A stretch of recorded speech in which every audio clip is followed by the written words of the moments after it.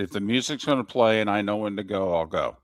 All right. I just That's tried fine. to Tig. I reset the thing and it didn't help. Tig said it needs to be connected to wherever it connects to audio one, wherever that is. But Mark didn't answer when I called him back. Yeah, I text Mark as to why you're calling him. He's out of it. Okay, he had a rough day and night. So, but are we going over the air? Yes. Do you hear it? Mm-hmm. Yeah. So we're here. I don't know what the deal with the codec is, but we'll just go. You're listening to Miller and Moulton, coming at you from the Floormeister Studios. Floormeisters, keeping it real. And now, here's Mark Miller and David Moulton. Top of the morning to you on this Tuesday. Hope your week got off to a good start. Thanks for spending part of it with us. How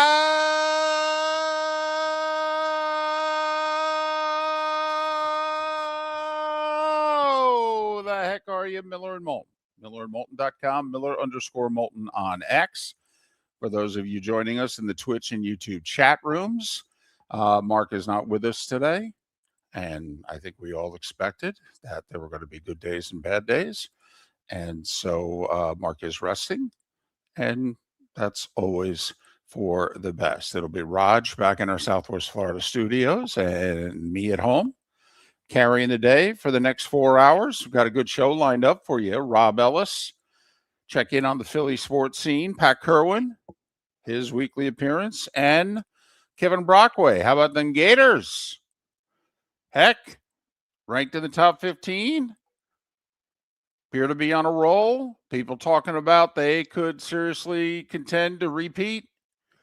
I'm not so sure, but they're playing good ball and they have an identity. We'll talk with Kevin Brockway about that coming up in a couple hours. So it's 30 weeks from Thursday. That's how long it is until the next NFL game that starts, that counts in the standings. I believe today it's 212 days. So I understand. It's a letdown for many of you. It's kind of like, what are we going to do? Come on, we do this every year.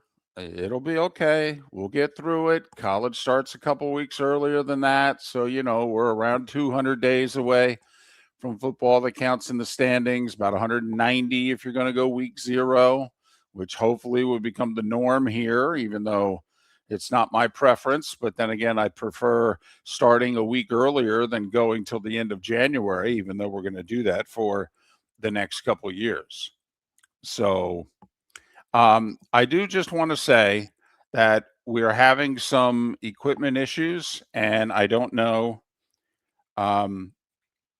if that is causing problems as to why we're not going out to. I have a feeling we're having trouble with a piece of equipment this morning, and it's why we're not being heard on 1070 in Port Charlotte, and I'm guessing those in Jacksonville and or Tampa St. Pete and Live Oak Lake City are not hearing us right now either. We are obviously working on it. Believe me, we are working on it. But feel free to give us updates whether or not things are working.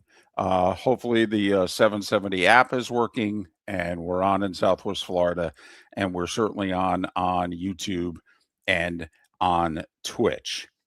Miller and Moulton on this Tuesday. A lot going on. Heck, spring training. I mean, pitchers and catchers this week. I mean, the Phillies are trying to get rid of somebody before their first full workout tomorrow. Trying to get Nick Castellanos out of Clearwater. They don't even want him at the first workout because him and the manager are not on speaking terms.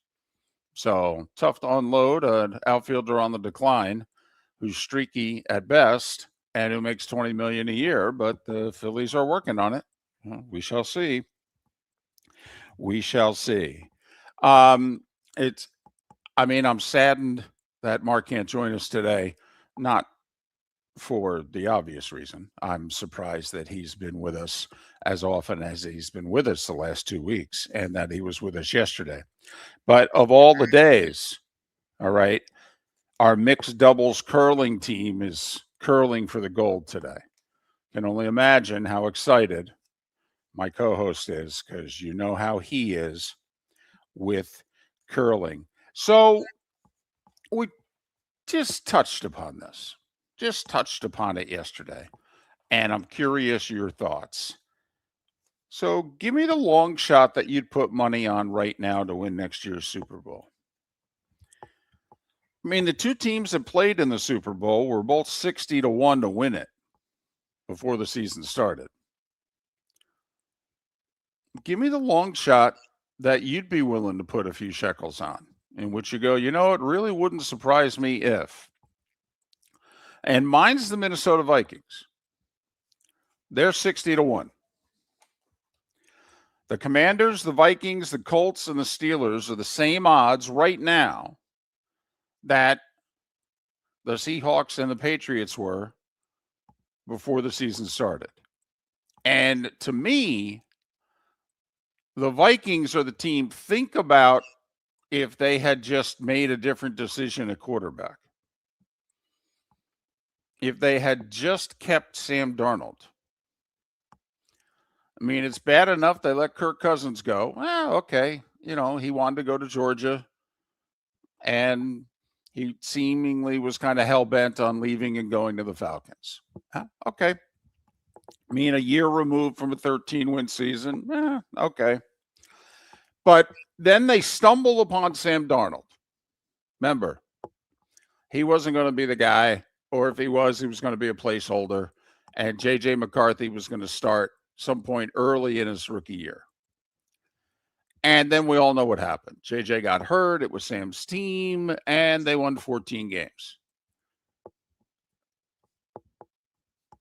But what if the Vikings had a Sam Darnold type at quarterback? What would you think about that roster? What would you think about that team? Because I think that team's clearly a playoff team with a competent quarterback. I mean, hell, they won 9 games this year. They didn't have competent quarterback play. So when I look at next year, and I don't know how they're going to get their hands on a competent quarterback, and I don't know if J.J. McCarthy's ever grow into the job, and if so, if he's going to grow into it this quickly. But I look at the Vikings and go, you know, if they had a Sam Darnold, I think they'd play deep into January. Maybe not. Maybe the coaching's better in Seattle. You know, for as much as I like KOC in Minneapolis, maybe Clint Kubiak was the dude that was able to finally reach Sam Darnold. I mean, he was still turning it over the first half of the year. Had a 4-interception game against the Rams. The Bucs beat Seattle in Seattle because Darnold threw a late pick. Levante David with the interception set up the game-winning field goal. But midway through the season, something changed, something turned. Was it Kubiak and the Seahawks doing? Was it Sam Darnold finally growing into it, figuring it out? But just wondering who you think the team is right now that you'd consider a long shot. And ideally, it's a team that didn't make the playoffs, because neither the Seahawks nor the Patriots did in 2024. A team that you'd be willing to put a few shekels on, and you'd be like, you know, I'd kind of like them. And if one or two things go right, I could see them being a problem. So my team's the Vikings. But we'll see what happens at quarterback. That's a big if. There doesn't seem to be a lot of options this year. That's a big if. I mean, do you go all in on is Daniel Jones the answer? The Colts are on that 60-1 list also. Remember, they were 8-2 last year. Best record in the AFC, 10 games in. Didn't win another game. Why? In large part, Daniel Jones got hurt. So, just curious. You know, I mean, the Lions are mentioned. The Lions are not a long shot. The Lions are like 20-1. You know, Tampa Bay, interesting. They're in, I believe, the 40-1 range. But right now, the same odds as the Seahawks and the Patriots are the Commanders, the Vikings, the Steelers, and the Colts. So if I can get a poll question up, that'll probably be the poll question. Which one of them would you put a few shekels on? All right. Is Dallas? They're not as big a long shot as this, but do you think it's Dallas? They're at around 25, 30 to 1. Is it the Bengals' turn with all the new coaches, as Mr. Spivey pointed out in our Twitch chat room? Is it the Bengals' turn to rule the North and head back to the Super Bowl? So just something to think about. You know, remember, Bills, Bengals, they're not, they're not the long shots that the Seahawks and the Patriots were. I mean, they were 60 to 1. I mean, the Bills are like 15 to 1. Even the Cowboys are like 30 to 1. The Bengals, I think, are right around the Cowboys odds. So just throwing that out there for you to chew on. That's all. We talk all the time about being the parent of an athlete and what it is we do. Did any of you see the quote from Lindsey Vaughn's dad yesterday? Lindsey released a statement,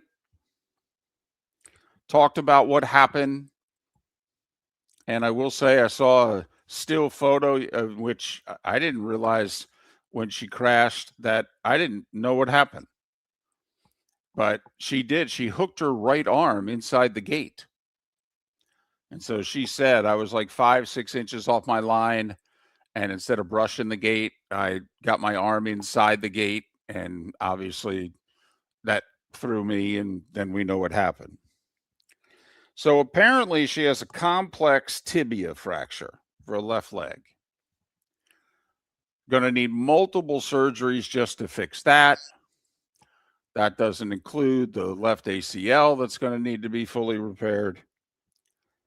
And so Dad, who was on site, and the media caught up with Dad.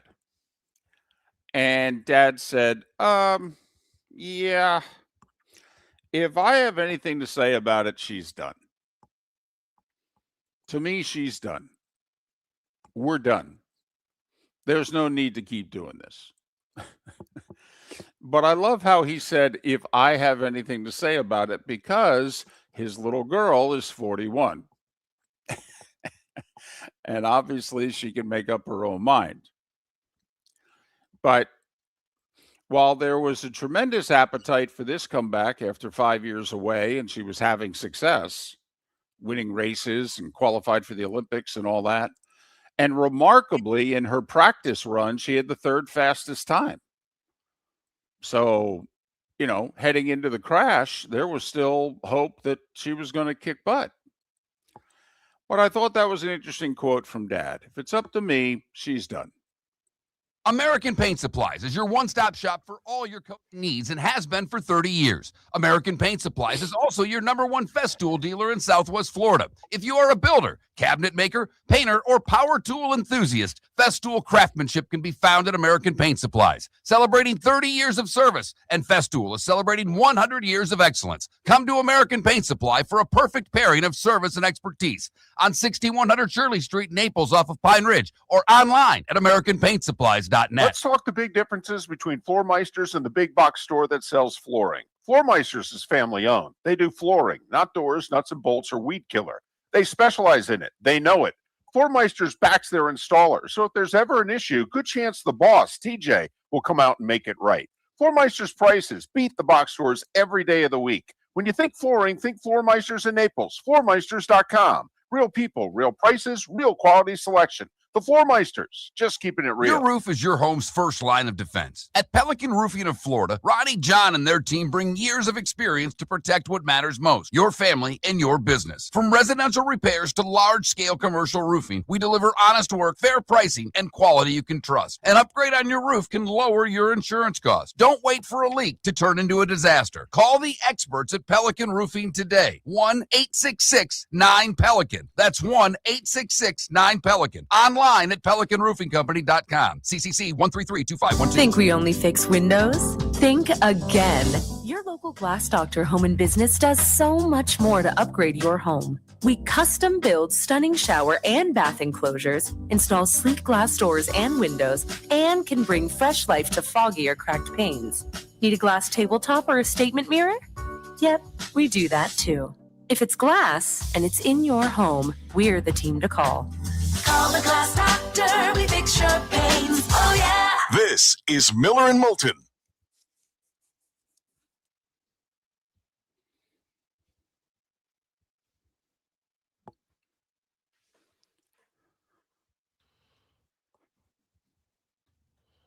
So, David, you hear me, right? Mm-hmm. So do people on YouTube and Twitch. So just realize that. All right. Well, Tig told me that someone at Audio One needs to reset their Comrex, and he doesn't know how to reach them. Okay.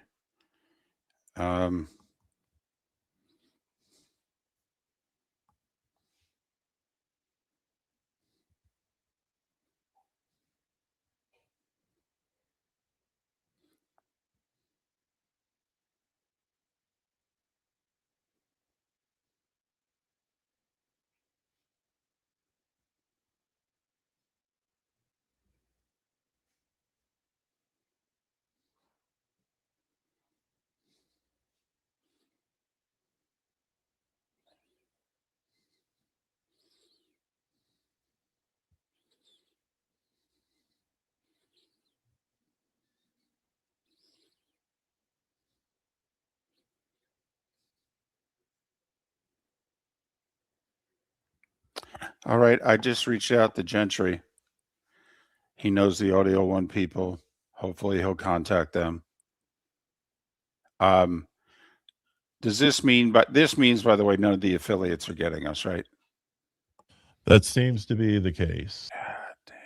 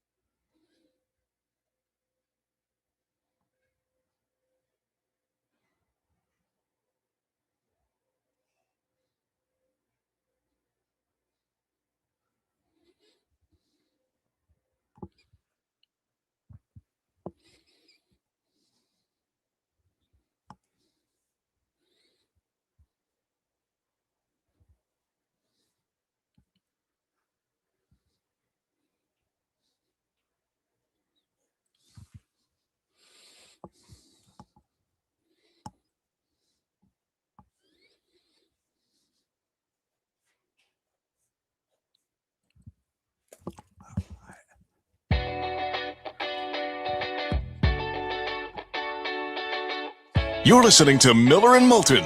And now, here's Mark Miller and David Moulton. 21 minutes past the hour. Miller and Moulton, millerandmoulton.com, Miller_Moulton on X. Mark under the weather today. He's resting. Good. Hope he feels better soon. Raj back in our Southwest Florida studios. I'm hanging out in Jacksonville on this Tuesday. Had some equipment issues. I think we're in good shape in Southwest Florida. I think we're not in good shape in our other affiliates. And we're working on it. My understanding is it's not our fault. And trust me, usually it is. But apparently it's not this time. So there you have it. By the way, for those wondering, upper 40s in Jacksonville. It's going to be around 70 today. Yes, people are finally being nice to one another again. Took a couple of weeks. A lot of grumpiness in the northeast part of Florida these last couple of weeks. All right. I'm excited about baseball. And the reason I'm going to be excited about baseball all year, and I hope you will too, is we ain't going to have baseball in 2027. And we're not. And that ain't a joke. That ain't a joke. I talked to somebody who talked to two major league players in the last couple of days, and both players said, oh, yeah, we're not playing in 2027. So the players know it. The fans know it. So let's embrace 2026, shall we? Dodgers go for the three-peat. They'll undoubtedly make the playoffs with that roster. We'll see what happens come October in the National League. And a lot of other teams are going for it in their ways, including, and I'm good to see this, including the Pirates. The Pirates have spent a little bit of money. They have. They've signed 3 free agents this offseason. I mean, they, a couple of them are a little older. They've had good years recently, down years recently, taking flyers on guys. Listen, Pittsburgh's not the first choice. Guys were trying to sign contracts anywhere else. But Pirates signed Marcell Ozuna yesterday. 1-year deal, $12 million. Could be a 2-year deal. Each has an option for 2027. Like I said, there's not going to be baseball in 2027. So Ozuna a couple years ago at 49 homers. Last year, not so much. Not so much. His production was cut in half. And he's 34, so you don't know if he's, hit the wall. That's it. He's over. His best years are likely behind him, but does he have one good year left in him? Can he hit 25 to 30 homers as a DH for the Pirates? And that may not sound like a lot, but come on now. Don't we all want to see Skeens pitch game 1 of a playoff series? Do you imagine the Pirates as a 6 seed? Do you imagine that? The Pirates as a 6 seed. Remember, last year the Dodgers were the 3. The Reds were the 6. They played the Dodgers. Could you imagine if the same scenario played itself out and Skeens was in L.A. against likely Yamamoto in game 1 of a best of 3? So I'm all over the Pirates this year. I'm rooting for them. I want them to sneak into the playoffs. I want Skeens to pitch a game 1. Wouldn't it be awesome if all of a sudden they're in a 5-game series and he's pitching game 5 with the series 2-2? So I'm all in on the Pirates. Just saying. Hoping it works out. I want to support teams that are spending money when normally they don't. So I don't think that's a big ask, but I'm very fired up about the baseball season. And pitchers and catchers reporting this week all throughout Florida and Arizona. Remember, the season starts like March 22nd or something crazy like that. So, yeah, let's go. Let's do it. Let's go right from football to baseball. I'm in. Remember when we used to do that? Remember when pitchers and catchers in spring training were a thing? I throw this out there. If you're living where there's spring training or you're living where you're close to spring training, like those in Southwest Florida, not just the Twins and Red Sox, don't be afraid to travel to go to a Rays or Braves game. You ain't going to have spring training next year. I mean, name the bet. I can retire for all of you who want to bet me. There ain't going to be baseball next year. Certainly not early. Hell, I'm hoping this sucker's resolved by 2028 spring training. So I'm all in, and I'm rooting for the Pirates. Come on, boys. Come on, boys. Steal that last playoff spot. Let's go. Why not? I don't even care if you do it at the expense of my team. What the heck? Let's go. Let's create some excitement. So pitchers and catchers this week throughout Florida and Arizona. And I will say, teams are wheeling and dealing right on up to it. Red Sox and Brewers with a 6-player trade yesterday. Signing bonus money, draft picks, everything. It's like, hot damn. You guys are finally getting the hang of this. This is how it's supposed to be. This is how the other sports do it. Good for you guys. So that's it. That's my public service announcement. That's my ad on behalf of Major League Baseball. I'm in. I'm all in. Because I know this is all we're going to get for a while. And goodness knows what it's going to look like when it comes out on the other side. Somehow, I don't think it's going to be the same.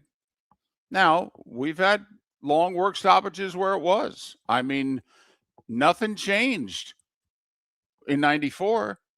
Nothing. We lost the rest of the season, the playoffs, the World Series. Hell, we even missed the start of the 95 season. And the players didn't give in and the owners caved.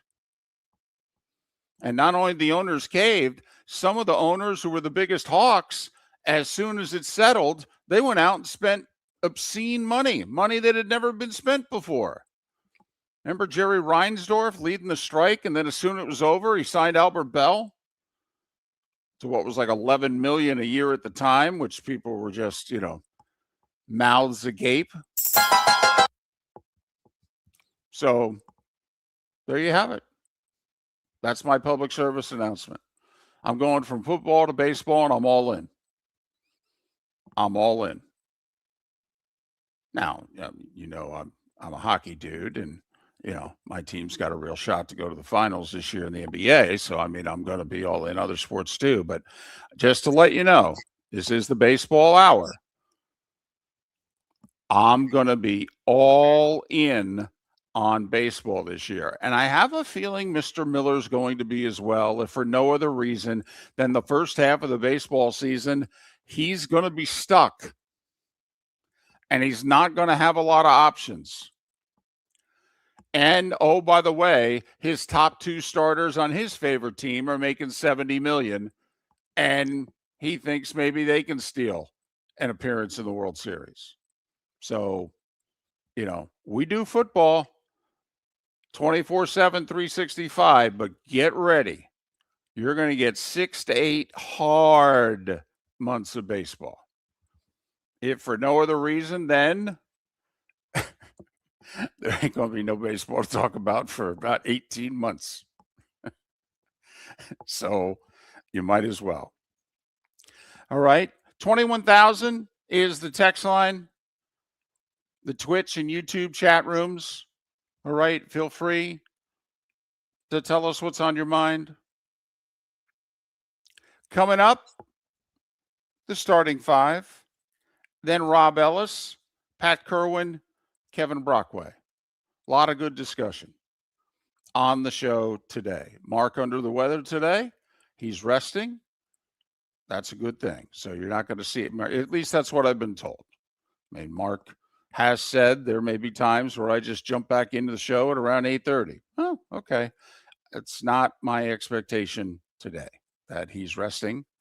And he'll join us when he can join us. I have a feeling we may not see Mark for the rest of the week. The treatments, the chemo is really heating up and getting intense. And I have a feeling it could be till next week sometime when we see and hear from Mark again. Hope not. But, he's doing okay, but he needs his rest. And obviously none of us blame him. The starting 5 on the other side. Thanks for listening throughout the year and especially this Tuesday morning to Miller and Moulton. Let's talk the big differences between Floor Meisters and the big box store that sells flooring. Floor Meisters is family owned. They do flooring, not doors, nuts and bolts, or weed killer. They specialize in it. They know it. Floor Meisters backs their installer, so if there's ever an issue, good chance the boss, TJ, will come out and make it right. Floor Meisters prices beat the box stores every day of the week. When you think flooring, think Floor Meisters in Naples. FloorMeisters.com. Real people, real prices, real quality selection. The Floor Meisters, just keeping it real. Got a cracked window or foggy glass? Don't wait for the next storm to make it worse. Your local Glass Doctor Home and Business is just down the road and ready to help. From leaky frames to shattered panes, we've got the tools and the know-how to get your home or business storm ready. With flexible scheduling and our done right promise, you'll be in good hands. So before or after the weather hits, call your neighbors at Glass Doctor. Glass Doctor, Glass Doctor.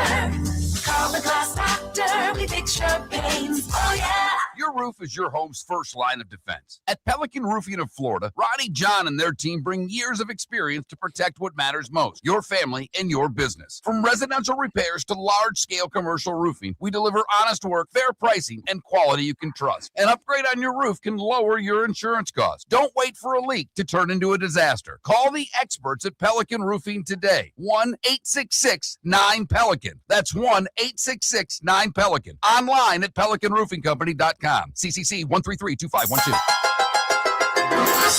Hey, Southwest Florida, Jimmy the Beef Guy here. For you that haven't tried us yet, you gotta get in here and try my favorite 5 Chicago-style sandwiches. I got the Italian beef, I got the Italian sausage, the sausage and beef, the Maxwell Street Polish, and our soon-to-be famous breaded steak.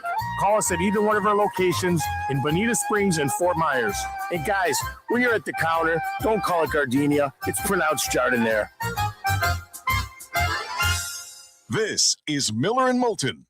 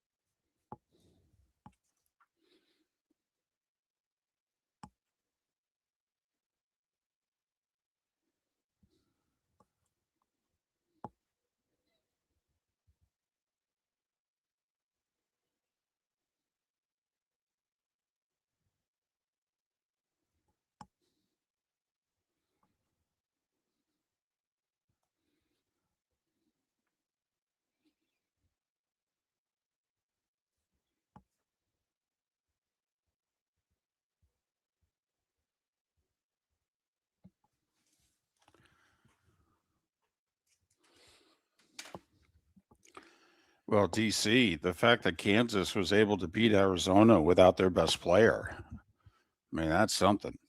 I mean, when I found out at tip that he was a scratch, I was like, hot damn.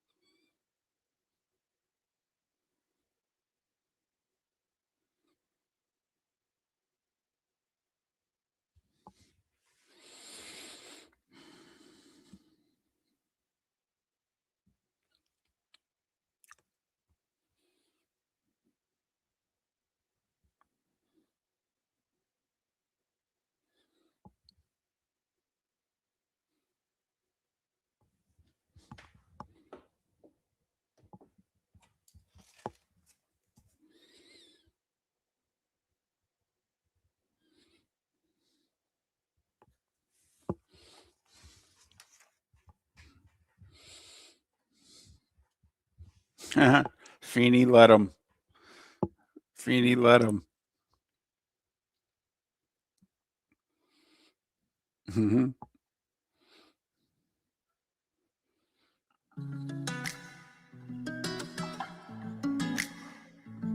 Welcome back to Miller and Moulton. Text the guys what's in your mind at 21,000. That's 21000. And now, here's David Moulton. 22 minutes till the top of the hour. Rob Ellis to join us 1 hour from now. At Kirwan, Kevin Brockway in our 8 a.m. Eastern hour. Miller and Moulton. MillerandMoulton.com. Miller_Moulton on X. Right now it is time for The Starting Five. 5 big stories you need to know. Here is The Starting Five. And the Starting Five still brought to you by Lee County, Florida, gearing up for spring training. Lee County, building a better community through BST, business, sports, and tourism. We'll start with the NFL. Clint Kubiak will be officially introduced tomorrow in Vegas. Word is he gets a 5-year contract to be the new head coach of the Raiders. They'll draft Mendoza, team him up with Genty and Bowers. They got $100 million to buy an offensive line. We'll see if they trade disgruntled Max Crosby or not. Raiders are going to be an interesting team to follow this year.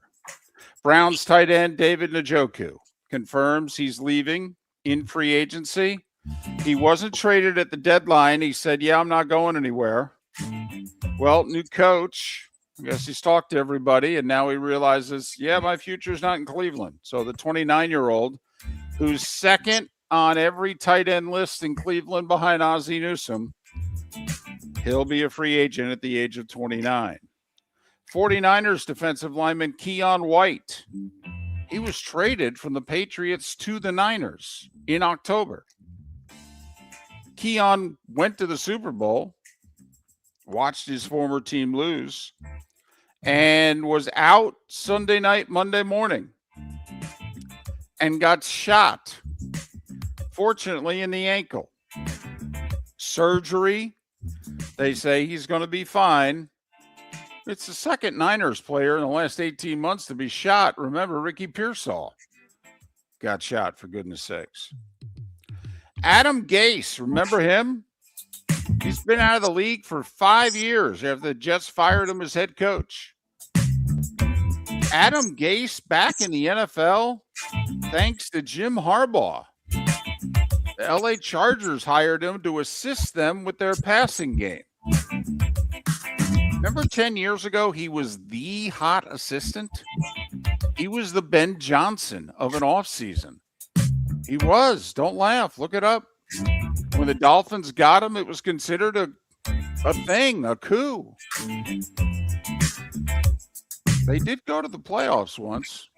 Not that he knew what he was doing. And then why the Jets hired him and that presser. Ooh-wee. 5 years out of the league, hired by the Chargers. Deshaun Watson, remember him? He had 2 lawsuits still pending. It appears as if he settled both. 27 in all. Some dismissed, most settled. Oh, by the way, he's 30 years old, and he's entering the final year of his contract with the Browns. He has an $80 million cap hit. If they got rid of him, it'd be like 120. So they're going to keep him on the roster in all likelihood. His salary for this year will be $46 million. It is fully guaranteed. Gotta be the worst trade and signing in the history of the league, right? I mean, overtakes all the others. It's certainly on the Mount Rushmore. Tracy Scroggins, third in Lions history with over 60 sacks, died yesterday at the age of 56. To the NBA, there was a brawl last night in Charlotte between the Pistons and the Hornets. 4 players got ejected. That was in the third quarter. In the fourth quarter, the Hornets coach got ejected. He came running on the court to complain about a no call. It was an intense Monday night game in the association. Detroit ended up winning it 110-104. Bad loss for the Heat at home. You're trying to avoid the play-in and be the 6th seed. You can't lose at home to Utah. Jazz hit a late 3 in the final minute to take the lead and held off Miami 115-111. Heat are just a game above 500. They're the 8th seed. Orlando's the 7. They've won 3 in a row. They beat Milwaukee last night 118-99. Harden hit a tying 3 with under a minute to go. Donovan Mitchell drew a foul with less than a second to go. Hit both free throws. Cavs beat the Nuggets 119-117. No Steph. He's out past the All-Star break with his knee injury. Golden State got a layup with 19 seconds to go at home to beat Memphis 114-113.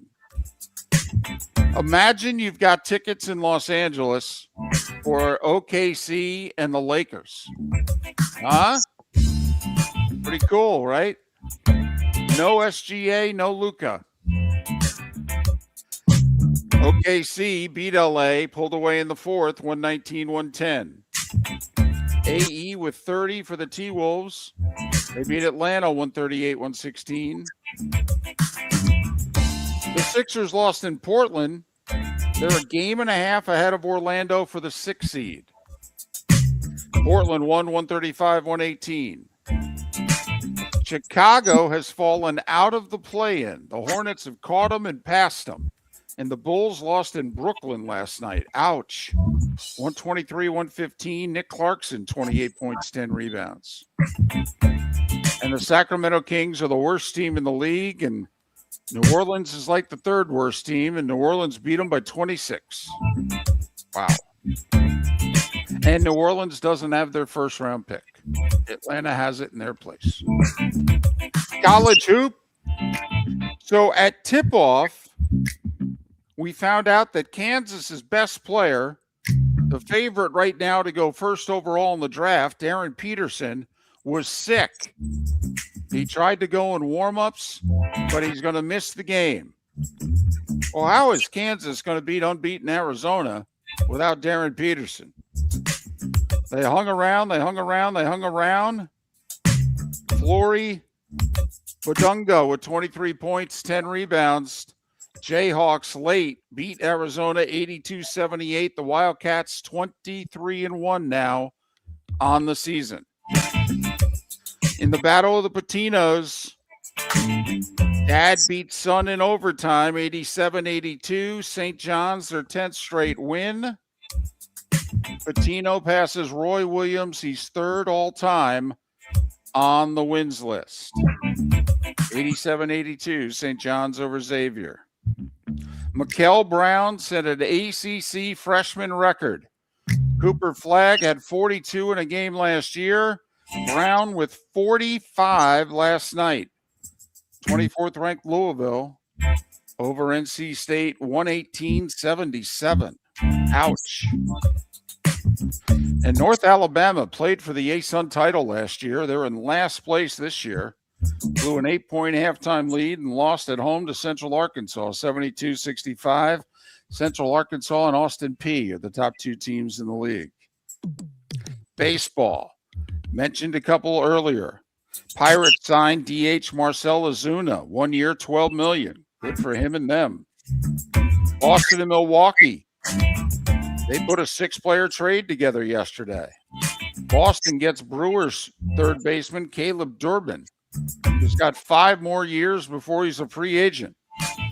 Durbin's going to replace Alex Bregman at third.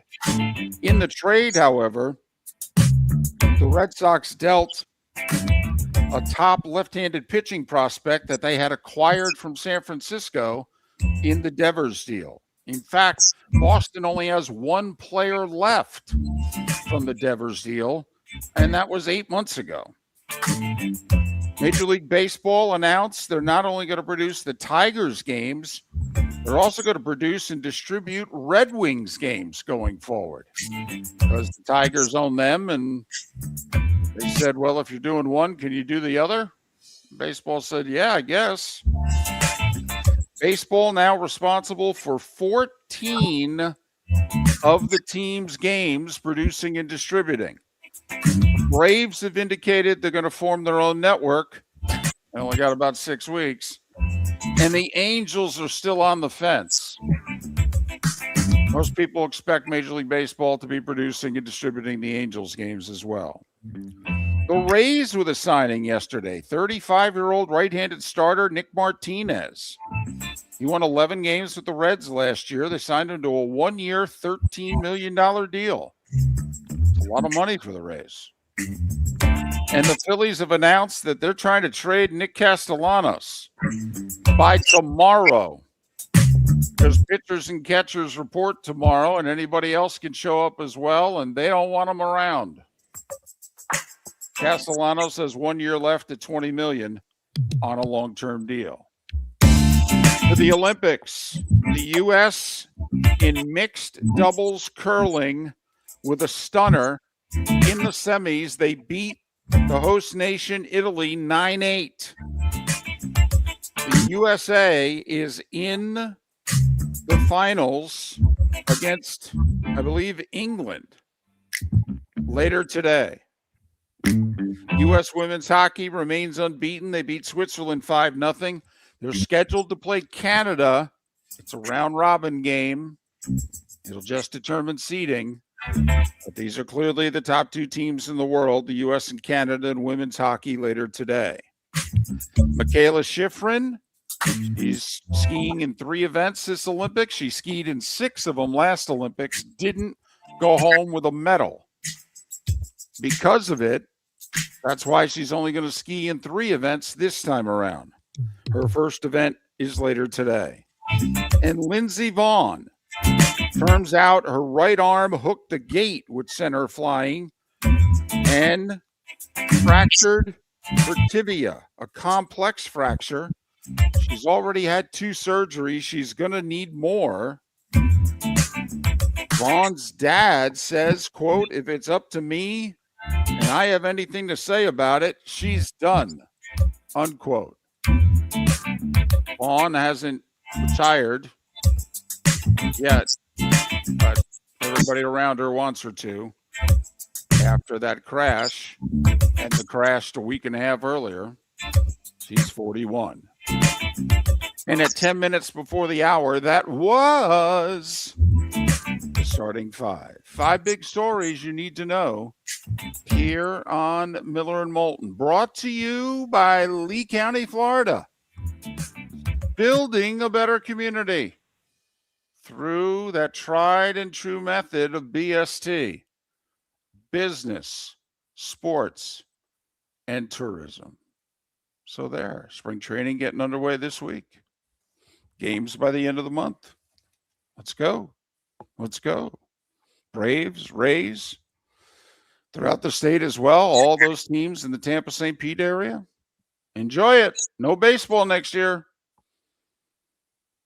Got to trust us on this one. This isn't just media hype, not just trying to work you into a frenzy. This isn't like the meteorologist with a storm. Okay, we're trying to do you a public service. You're going to have one big year of baseball this year, and then, well, you're going to miss at least a year. So embrace it. Knock yourself out.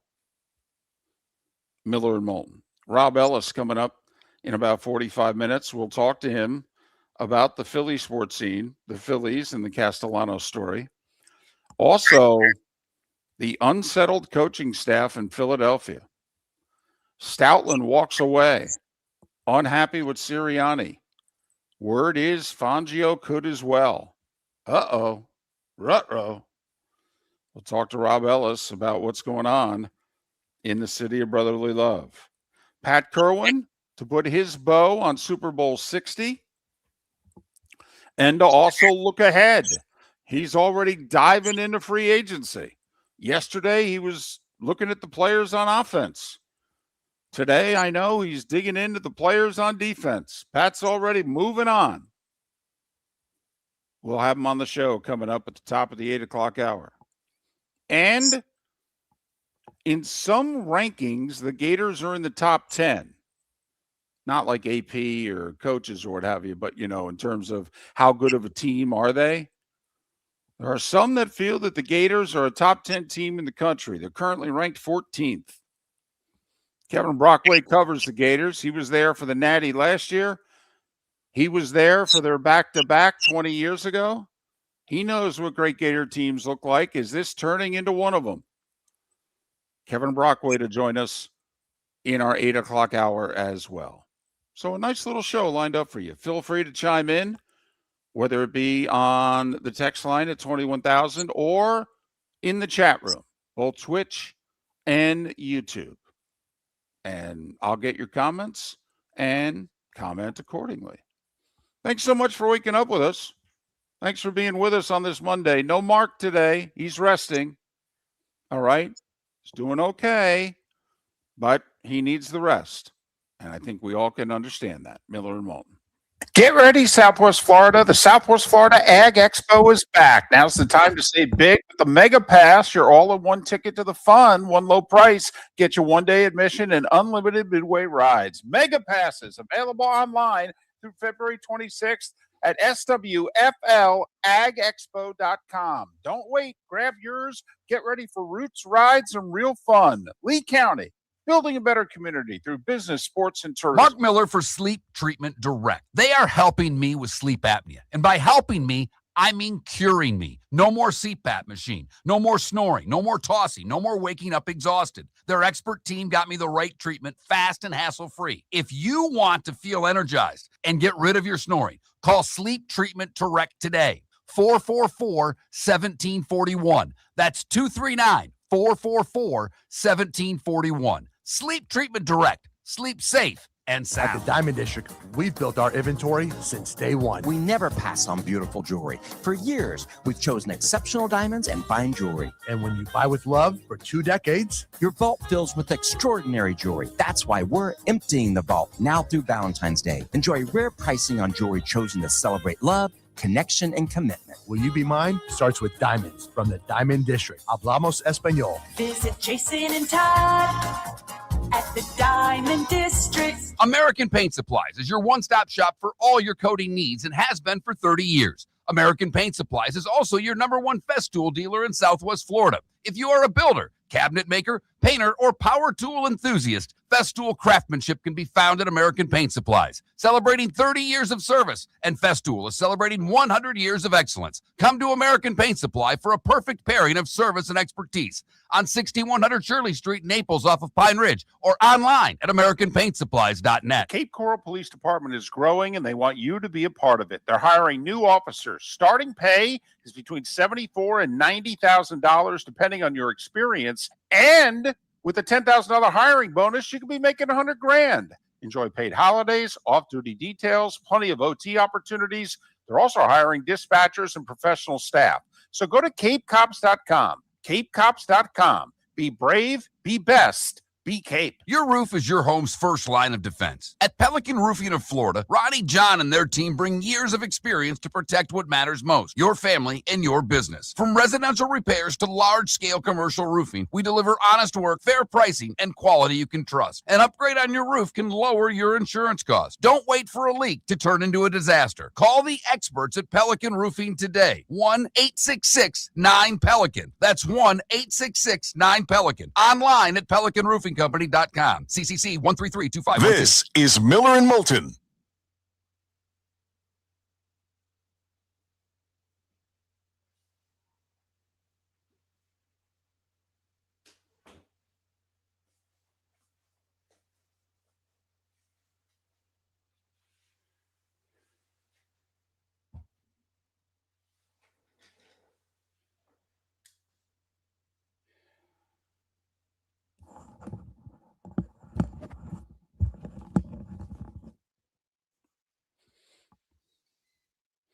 Anything I need to know? I just heard from Gentry. He's just sent me the support number, so I'm calling now. This is completely unacceptable.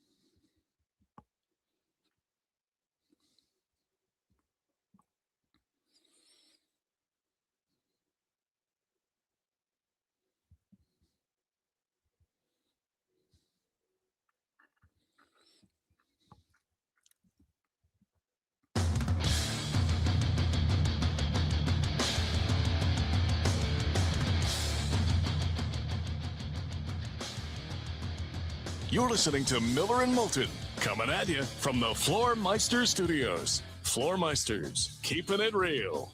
And now, here's Mark Miller and David Moulton. Hour 2 of Miller and Moulton on this Tuesday. Thanks so much for being with us. No Mark today. He's resting, and he needs it. And so, think good thoughts, obviously. It's a long, tough battle. It's been remarkable how often he's been with us these last 2 weeks. But, he had the transplant on Friday, had a pretty good weekend, but now they've resumed the chemo and lots of it. So it wiped him out all day yesterday and overnight. So Mark is resting today, and he may rest all week. So I know we've all been thrilled for him and grateful that he's been a part of the show, but obviously, we all expected at some point, including Mark, that, I'm not my attendance. I'm going to miss a few days. Yeah, you are. I thought he was going to miss weeks. So, we'll see. We'll see how this goes. But think good thoughts. He's resting, and he needs it. Rob Ellis coming up in about 35 minutes' time. A few things I want to throw at you that I didn't include in the starting five. First off, it looks as if that pro that came back to college at Alabama, it looks as if he's done. There's even an Alabama judge that ruled against him yesterday. So you got the NCAA, you got Sankey and the SEC, and now you even got the legal system that's ruling against him. So let's hope so. Let's draw some common sense lines in the stand, okay? And maybe there is something that has to be worked out between the Euros, who go pro at a younger age, kind of like Canadian juniors, and Americans, or those that, do the system and then go overseas and now want to come back. Let's figure something out. This shouldn't be that hard. But it looks as if for now that Alabama player is done. More changes with Todd Bowles and the Bucs. Their longtime strength and conditioning guy, been with them 7 years, out. Offensive line coach, out. So massive changes with Bowles and his staffs this year. Massive. I would expect the Bucs to draft almost exclusively defense coming up here in 10 weeks. So, but more changes with Todd Bowles and his staff. Going to try to have a little fun here. Hopefully you can play along at home. Did anybody hear about the Stefon Diggs Cardi B story from the Super Bowl? So they were dating. Keyword there was were. So they were dating, had been dating for a while. Apparently hot and heavy. Hell, there was talk of an engagement. Cardi B was throwing an after party at the Super Bowl. Apparently, she spent $1.5 million on it. So Cardi B's at the game, and I guess she somehow, some way spotted that Diggs and another lady have a child together, and that woman and the child were like sitting in the front row or something like that. And when Cardi B saw them, she was not happy. And, realizing that Stefon had made the arrangements, paid for the tickets, etc. And I guess she broke up with him during the game. That she got up and left. And I guess she informed him via text, maybe left a cell phone message that, you blankety blank and I'm done with you. And she went home. And he was on the Patriots and they lost. So he didn't feel like partying. So Cardi B had a $1.5 million post Super Bowl party that neither her nor her boyfriend, when the game began, attended. Man, that's high maintenance right there. That's I couldn't handle that world. Nope. But I'm not going to pass any judgment. Those are the facts. Those are the facts. I'm going to present them. You all draw your own conclusions. But damn, $1.5 million. You don't even get any of the appetizers? I mean, you don't go and tie one on? I mean, don't you think you owe yourself that? Wow. I don't know. Raj, I could be pretty mad at you, man. Okay. I spent $1.5 million on a party, and even if that party was intended for you, and I'll just let the security at the front of the party not let you in, but I'm going. Picking up Oh the tab, man, I would be the same. I would not pass that up by any means. So I'm curious how many people went. And those that went, how many of them were looking around going, hey, where's Cardi B? What's going on? Apparently they don't follow each other anymore either. I mean, this is official. That's They're all done. I heard with the story yesterday was that they stopped following each other on Instagram, but Right. you just filled me in on the whole party thing. So that's apparently the reason why. Unbelievable. Miller and Moulton, millerandmoulton.com, Miller_Moulton on X. Like Johnny Mac says on Twitch, you can't even go and get a to-go box. $1.5 million, man. I mean, let's box some of this stuff up. Take it with me. Take it back to the hotel room. Maybe I'm going to party there. I don't know. I'll take it on the private plane. Fly home with it. I don't know. I mean, there's mad, and then there's, being practical. So, Miller and Moulton. But that's just some of what's going on in the sports world. All right. One other factoid. The Jayhawks beat Arizona. Arizona was undefeated. Kansas beat them without their best player, Darren Peterson, who right now they think will be the first overall pick of the draft. Although I got to tell you, he's got endurance issues. He gets sick. He gets injured. Now, I know it's the association, and goodness knows nobody plays more than 60 games anymore, but I don't know if I want a guy who can't be durable in college.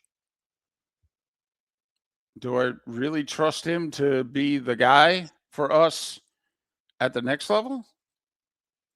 When there's quite a few other really good choices. Quite a few other really good choices. But anyway, amazing stat. This is, last night was the 15th time that there was a top 10 showdown at Allen Fieldhouse with Bill Self as the coach of Kansas, in which Kansas was not the better ranked team, because this was number 1 Arizona at number 9 Kansas. 15th time that Kansas, in theory, was facing a better top 10 team at home than themselves under Bill Self.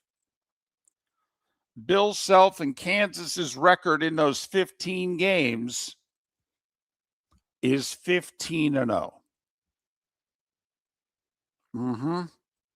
Yeah. Yep. They do a lot of winning there. A lot of winning. It is remarkable for all the winning that Kansas has done over the last 50 years. You actually think, to me, they're the Green Bay Packers of college basketball. For all of the winning that they do, for how consistently terrific they are. Larry Brown had the one title. Roy never got one. And Bill's got 2, right? And think about all the winning they have done for 50 years. And they've cut the nets down 3 times. And until Larry Brown did it, they hadn't cut the nets down since the 50s. I mean, Kansas basketball, a lot of similarities to Ohio State football. All the wins, consistently knocking on the door. And remember, Woody won it in the 60s until Tressel won it in the early 2000s, until Urban won it, and then Ryan Day. But, you know, in the last almost 60 years, Ohio State's got 3 titles. In the last 50 years, Kansas has 3. Think of how good Ohio State football and Kansas basketball has been over the last 50, 60 years. Once again, winning is hard, man. Winning a championship is hard. Just ask Hard. the Big Ten. Just ask who? The Big Ten. Yeah, right. Izzo's 2000 team. All right. You're the Purdue guy, right? Absolutely. Yeah. I mean, how many good teams have you guys had in the last 50 years? Plenty. I was there when the big dog was there. And you know, the Robbie Hummel teams with each one more, the Zach Eady teams. I mean, the Painter teams that he's had here recently. Brutal. The heartbreak of losing in the first round, and then the heartbreak of losing late to Virginia, the championship game. And cutting down the nets is hard. American Paint Supplies, celebrating 30 years in Naples, is proud to be the exclusive Farrow & Ball dealer in Southwest Florida. The best thing to come from the UK since the Beatles, Farrow & Ball has the colors and paints at American Paint Supplies. See why all the designers and painters choose Farrow & Ball. For 30 years, American Paint Supplies provides the perfect pairing of service and expertise. On 6100 Shirley Street in Naples off of Pine Ridge, or online at AmericanPaintSupplies.net. American Paint Supplies is your one-stop shop for all your coating needs. Let's talk the big differences between Floormeisters and the big box store that sells flooring. Floormeisters is family owned. They do flooring, not doors, nuts and bolts, or weed killer. They specialize in it. They know it. Floormeisters backs their installer, so if there's ever an issue, good chance the boss, TJ, will come out and make it right.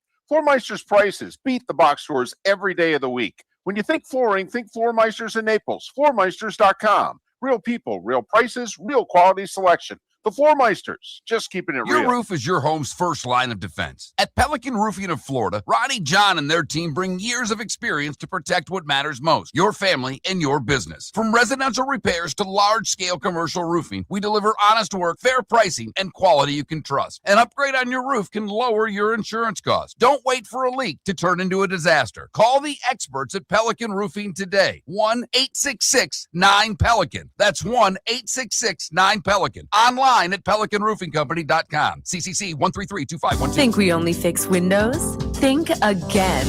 Your local Glass Doctor Home and Business does so much more to upgrade your home. We custom build stunning shower and bath enclosures, install sleek glass doors and windows, and can bring fresh life to foggy or cracked panes.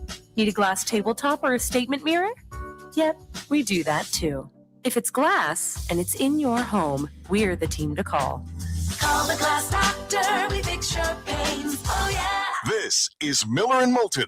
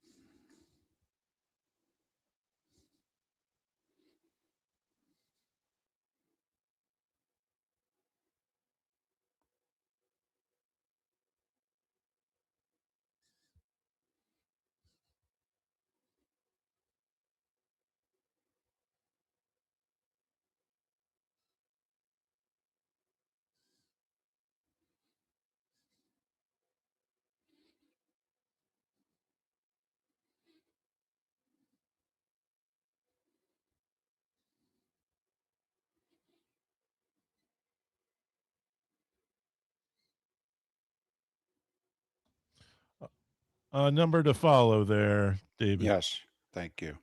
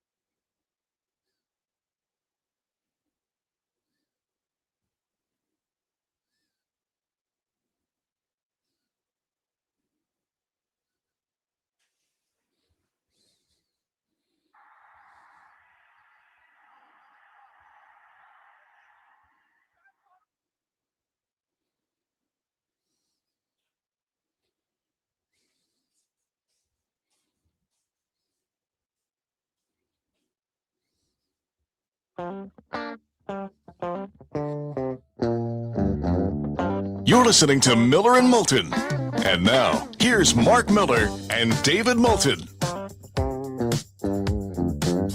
20 minutes past the hour. Rob Ellis from the Philly sports scene to join us coming up in a little more than 15 minutes time. Pat Kirwan at the top of the hour.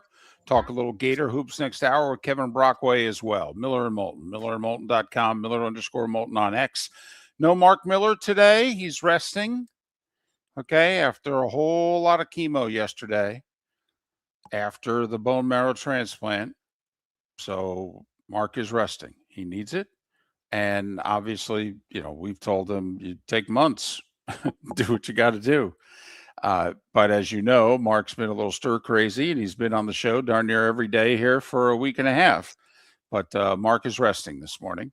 And hopefully he's got enough energy at noon for his beloved mixed doubles curling final with the U.S. in the gold medal match. Hope he doesn't miss that. But obviously, we wish Mark the best. And I have to admit, I think he could have most of the week off. Okay, this week into the early part of next week, I'm told is a pretty key time, and they hit him with a lot of stuff. And so, I'll keep you posted. You know that. But no Mark today. He's resting. And as always, think good thoughts. So I don't know if you guys saw this story that it's been out there a couple times in the last couple months. Serena Williams is 44. I don't know if you saw the Super Bowl ad, but Serena just lost 35 pounds taking some drug. And she's been working out. And she's been on the tennis court. And people have been like, hey, what's going on? And at first she said, I'm just trying to get in shape. I got fat. I married 2 kids, in my 40s. I've let it go. I got to get it back together again. Oh, okay. But then she filed paperwork a few months back. And the paperwork was to essentially get back into the drug testing pool. Late last year, she entered the tennis testing pool. And it was kind of like, well, why are you doing that? Why are you agreeing to be drug tested unless you're coming back to play tennis? And she's been pretty coy about it. She was just on the Today Show like 2 weeks ago. In fact, I think it was Savannah Guthrie who was the one who was grilling down, going, hey, Are you coming back or not? And she was like, yeah, back off. I mean, they were playful, they were laughing, but you could tell Serena's like, just got to let me be. So some started speculating that maybe, just maybe, because Venus has come back and played a few matches in the last year, even won a few matches, and she's the older sister, that Serena and Venus want to play doubles, whether it be at Wimbledon or the U.S. Open or both, and you can't play unless you are in the testing program and you pass and the whole deal. Well, I think as of today, the probationary period is over. Okay. Or no, I'm sorry. It's February 22nd. So it's in 12 days. In 12 days, her 6-month probationary period is over. In the testing program, the whole deal. And so she is eligible to play on tour beginning February 22nd. Now, there's no word from her that she's coming back, but I mean, we may not be in the know, but we ain't stupid. And what are you losing weight for? What are you working out for? What are you agreeing to being drug tested for if you ain't coming back? I mean, even if it's 1 or 2 ceremonial matches with your sister. So, who knows? We've had a lot of things happen in sports lately we didn't think were going to happen. Some have worked out really well, some haven't. But I have to admit, I'd love for the two of them to play doubles at Wimbledon or the U.S. Open. I would love it because I actually think they could do really well still in their mid-40s. But I don't know if I want to see her play singles. I mean, that's the greatest female player I've ever seen. I don't know if I want to see her not looking like, Serena. But then again, Brady played to what, 45? Lindsey Vonn was winning ski races at 41. I mean, I don't want her to be embarrassed. And I never, ever, ever, ever thought that while she was an active player, that anybody could embarrass her. She could have a bad day and lose. She can have the day, 50 unforced errors and lose to somebody she's not supposed to. But, I mean, nobody wiped the court with Serena. And, she was power tennis during her day. There's a couple of them now who may have taken it to a level even the Williams sisters go, damn, that's some power. So, February 22nd, Serena Williams is eligible to return to the professional women's tennis tour and play. And obviously, first off, she's been retired. She has no ranking. Does it really matter? If Serena lets the word, hey, I wouldn't mind playing. Like every single tournament in the world wouldn't offer a wild card. Are you kidding? And she'll play on the featured court too. They're not putting her out in court 12. Her last professional match was September of 2022. It was at the U.S. Open. Yep. Lost in, I think, the 3rd round. Exactly. So, it's been 3.5 years. She's 44. She had a second child, I believe, during the last 3.5 years. She's been married 9 years now. Her sister's still playing somewhat. half dozen events. I hope it's just for the two of them to play doubles. Think about the attention it would draw to the doubles at any of these tournaments. Think of what it would do to the gate. Imagine if they decide they're going to go to like New Haven and play Cincinnati. I mean, my goodness, the tickets they would sell. But just throwing it out there. Serena Williams has been getting drug tested for the last 5.5 months. She's lost 34 pounds. She's been working out and playing tennis. Why would she be doing this if she's not going to come back and play tennis? Huh. Okay. I'm in. I'm in. I am. I'm curious. I'm in. Hoping for the best, fearing for the worst, but I hope it's just doubles with her sister, but I am in. Absolutely. Let's go. What the heck? Miller and Moulton. So, see what happens. Count me in too. Yeah, right? Why not? I mean, it's an hour and a half, especially if it's a doubles match. I mean, come on. Let's have some fun. Let's go.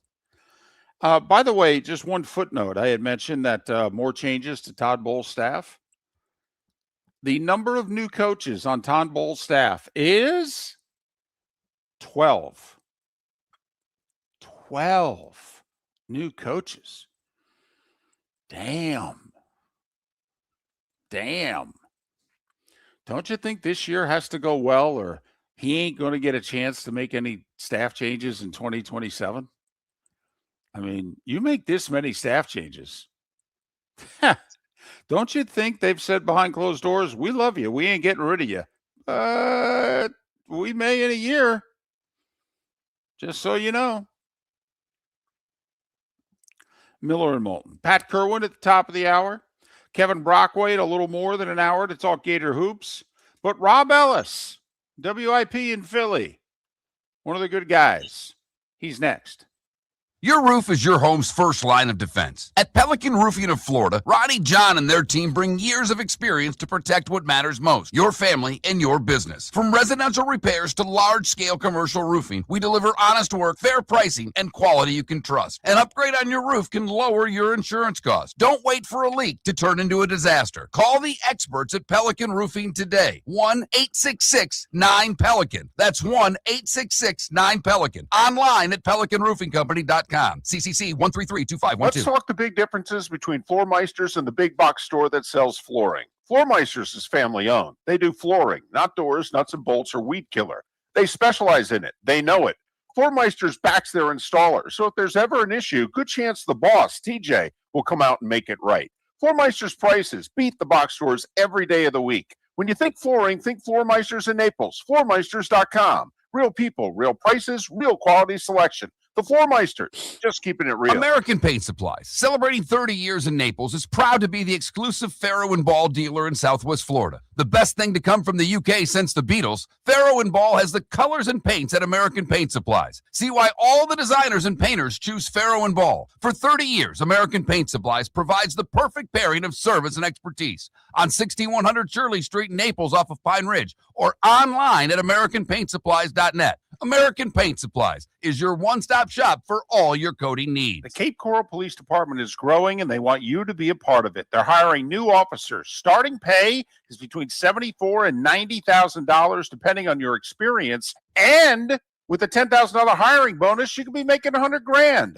Enjoy paid holidays, off-duty details, plenty of OT opportunities. They're also hiring dispatchers and professional staff. So go to CapeCops.com. CapeCops.com. Be brave, be best, be Cape. This is Miller and Moulton.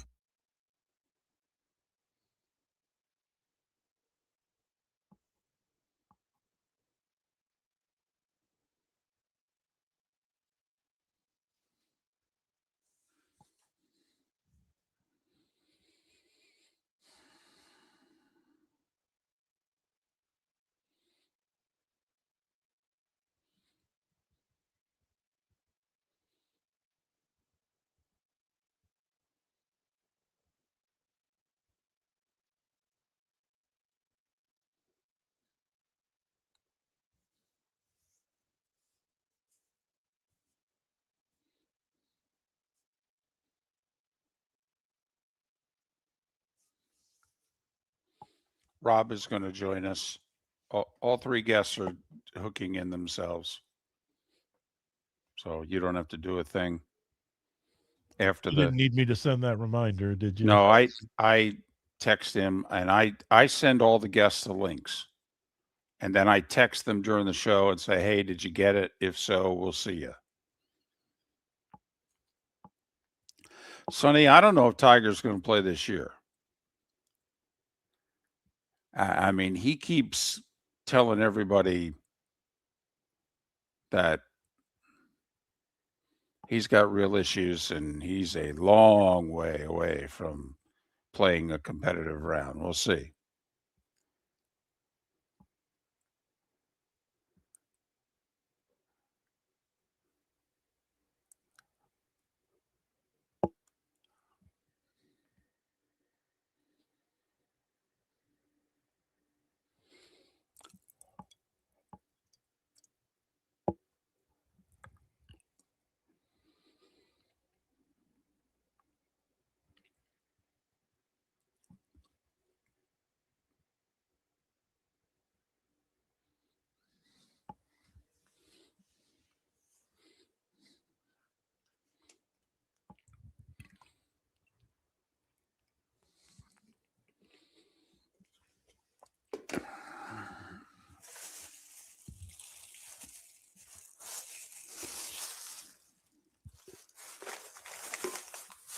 Curling's going to be live on NBC, right?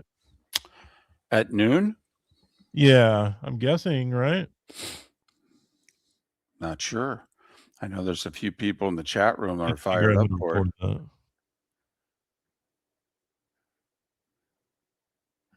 Sonny, Sparty's not a 1. I don't know if Sparty's a 2.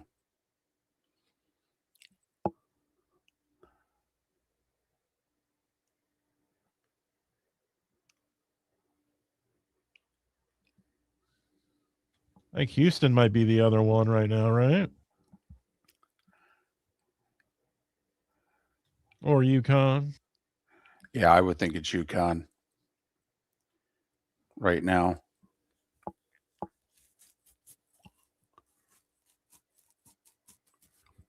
But we'll see. Big 10, Big 12, strong enough where they could get a second one. Whew.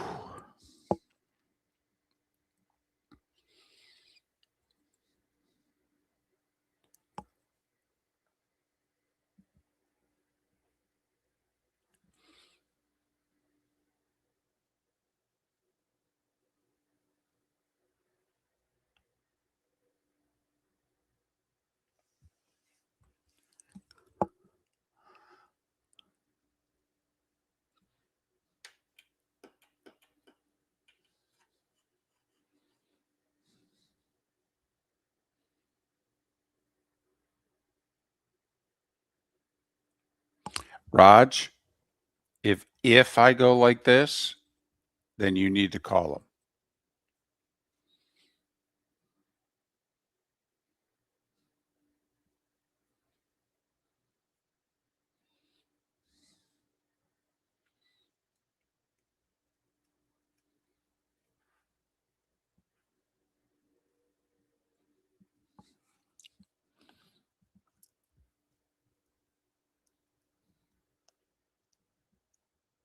Javier, if I had to guess right now, they'd be a 3 seed, but they could certainly earn a 2.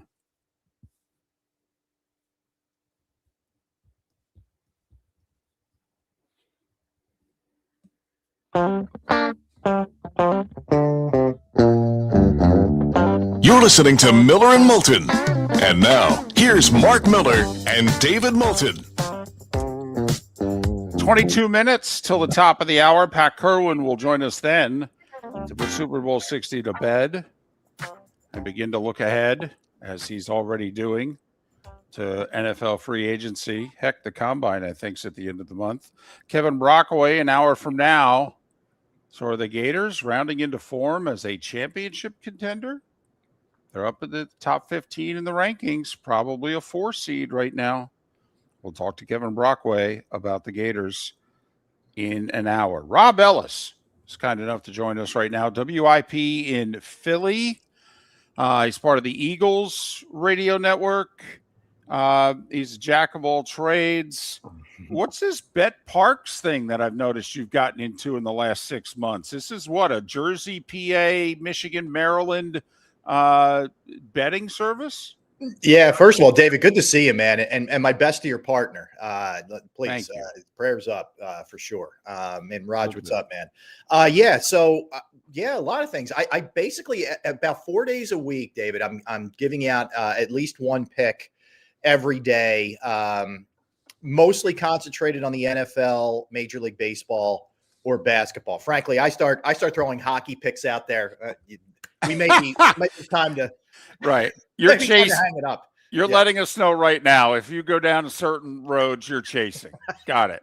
Okay. You're forewarned. No, but it's been a lot of fun actually. And you know what it does? Actually, it keeps me sharper in my sports knowledge because you really keep with the trends, what's happening around the broader perspective rather than getting out of your little bubble with Philadelphia. So it's been a lot of fun. I've been doing it for a while, and I used to do it other places, but the Bet Parks folks have been awesome. So it's a lot of fun. Thanks for asking. Congratulations. Follow Rob on X, by the way, Ellis Sports. Ellis Sports. All right, let's cover some ground here. First off, I don't ever think I remember an organization saying publicly, yeah, we're getting rid of this guy, and we're getting rid of this guy because we don't like him. And camp opens tomorrow, and we don't even want him to be there. I mean, this whole Philly story, okay, with Castellanos is hysterical. So apparently he and the manager don't like one another.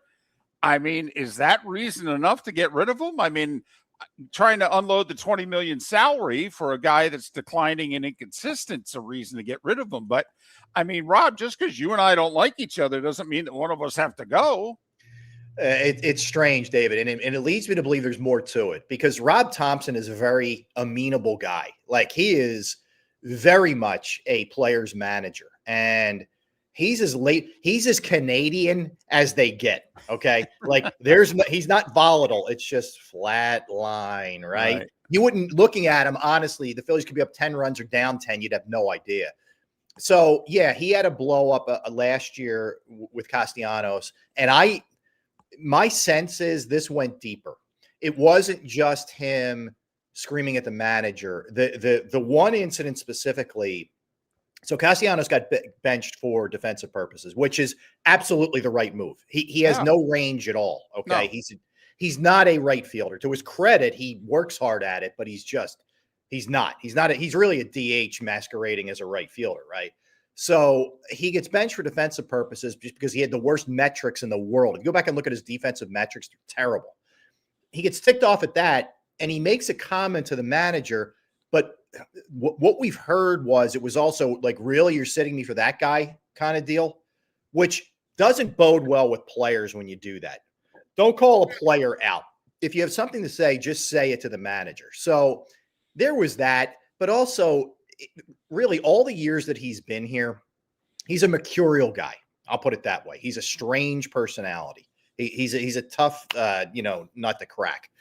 He's very inconsistent. So long story short, they've openly begged teams to take him off their hands all offseason. And they've made no bones about it. Nobody wants him. Well, and I think the Phillies are trying not to eat $20 million. And it's gotten to the point where I think they're going to have to eat at least 15 of it for somebody to take him off their hands. Agreed. And I do think that there are teams. I mean, ideally at this point in his career, he should just be a platoon against lefties because he kills lefties and hits like $193 against righties. But I just found it fascinating that apparently, we don't like him so much so that I don't even want to see him in the complex beginning Wednesday. It's like, wow. Yeah, it's and that you don't see that much with the Phillies. It's whatever they are, their faults that they have. They're usually a bunch that gets along pretty well. So that tells you something. Very quickly about the Phillies, though. I mean, are they better than they were at the end of last year? I mean, it seems to me as if they're good enough to make the playoffs. And I know once you make the playoffs, anything can happen. But Isn't it asking a lot to send the worst team that you've had to the playoffs 4 or 5 years in a row and expect them to do something that the other 4 couldn't do? I'll answer the first part. They're not better than they were last year. They're certainly not.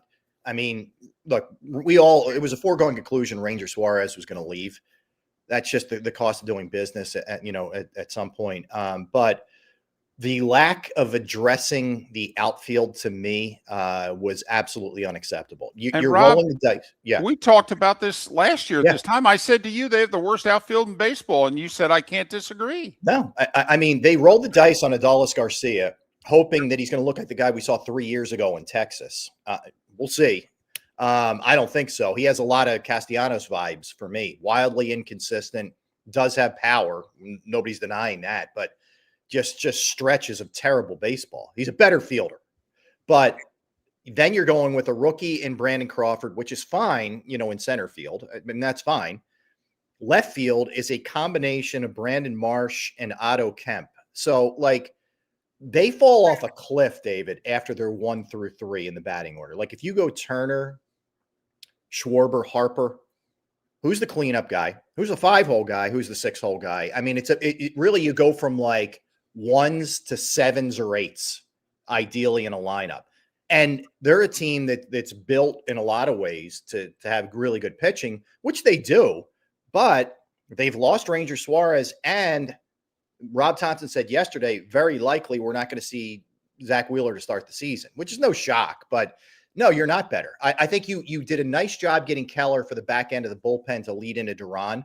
So I think their pitching is going to be good, but ultimately you're right. Your assessment is dead on. Good enough to be a playoff team, but then what happens? This is the 5th time you're asking them to climb the mountain with this core group, and I don't think so. I think history tells you it's not good enough. Well, losing Bo Bichette to the Mets, I mean, losing him to anybody, but it was clearly a person of need, and they needed to close that deal. And I understand, more money over the top late, but they should have closed it sooner. I don't know what to tell you. And I don't know how much JT's got left. Okay. That seems like, I know he's a good dude and he's had a terrific career and what have you, but I don't know. You wish it was 2 years instead of 3 years. They gave a guy who's caught a ton of games over the course of his career. And I think now is not a top 5 guy in the lineup. I think he's at best a 6 and probably a 7. So, all right, let's get to the Eagles. How shocking was it to the Eagles that Stoutland said, "Yeah, I'm out of here"? Shocking. I think they clearly wanted him back. They mishandled this during the season. If for folks who may not know, David, so he was the offensive line coach, and he was also the run game coordinator on the offensive side. Okay. The run game clearly was night and day from the way it was the year before. It was a struggle, to say the least. I mean, Saquon Barkley went over 2,000 yards the previous year, and they were lucky if they were getting 70 yards a game on the ground. It was that big a fall. So there were a lot of reasons. And number one being the offensive line was hurt and took a massive step back. To scapegoat and strip him of his play calling duties in the run game during the season, to me, was a very curious move by the Eagles. And I don't think that sat real well with Stoutland. I really don't. He's a prideful guy who's been around a long time. And I think that planted a seed. And my guess is, and this is where I don't necessarily fault, I think I fault him for that, but I don't fault him for this. When they fired Kevin Patullo, the offensive coordinator, they basically made the decision, and they brought in Sean Mannion. We're going a completely different way. We're predictable now. The league has figured us out. We're not going to be able to run the ball the way we ran it 2 years ago. So we're going to make dramatic changes. And I think part of that, they wanted Stoutland to just coach the offensive line and not handle run duties. I think he was just sort of half out the door at that point anyway, and then left. But I believe they thought they could coax him to coming back just as the offensive line coach, and they couldn't. It's a big blow. It really is. And again, I think they needed to go dramatically different on offense. I think they need to basically say to Jalen Hurts, this is what we're doing, man. I don't care if it's out of your comfort zone. You got to deal with it. That part's right. But something had to give, and it was Stoutland, and that's a big blow. And I don't care who it is that follows him. They got a new guy in they just hired. That's a tough guy to follow. Is it going to cost them, though, one of their linemen who said, well, I'd stay because of Stoutland? Because, I had a long talk with Jason Kelsey a year ago in which he said, first off, he's the best coach I've ever been around in my life. And secondly, he's like my second dad. Yeah. Okay. So I know he's very close to those guys. I mean, does Lane Johnson go, well, I don't need to come back if it's not Stoutland. That's what I'm wondering now. Are they going to lose somebody? Yeah, I think there's two you have to watch. First of all, Lane Johnson, you're exactly right. I just wonder if Lane doesn't look at it like there's not much more I can do. I've won 2 Super Bowls. I'm beat up.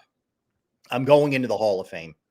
And I've never had another offensive line coach in my career, which is crazy when you think about it, as long as he's been around. Stoutland was there 13 years. Yeah. Yeah. So he might look at all those things and just say, time for me to go back to the farm in Oklahoma, at this point.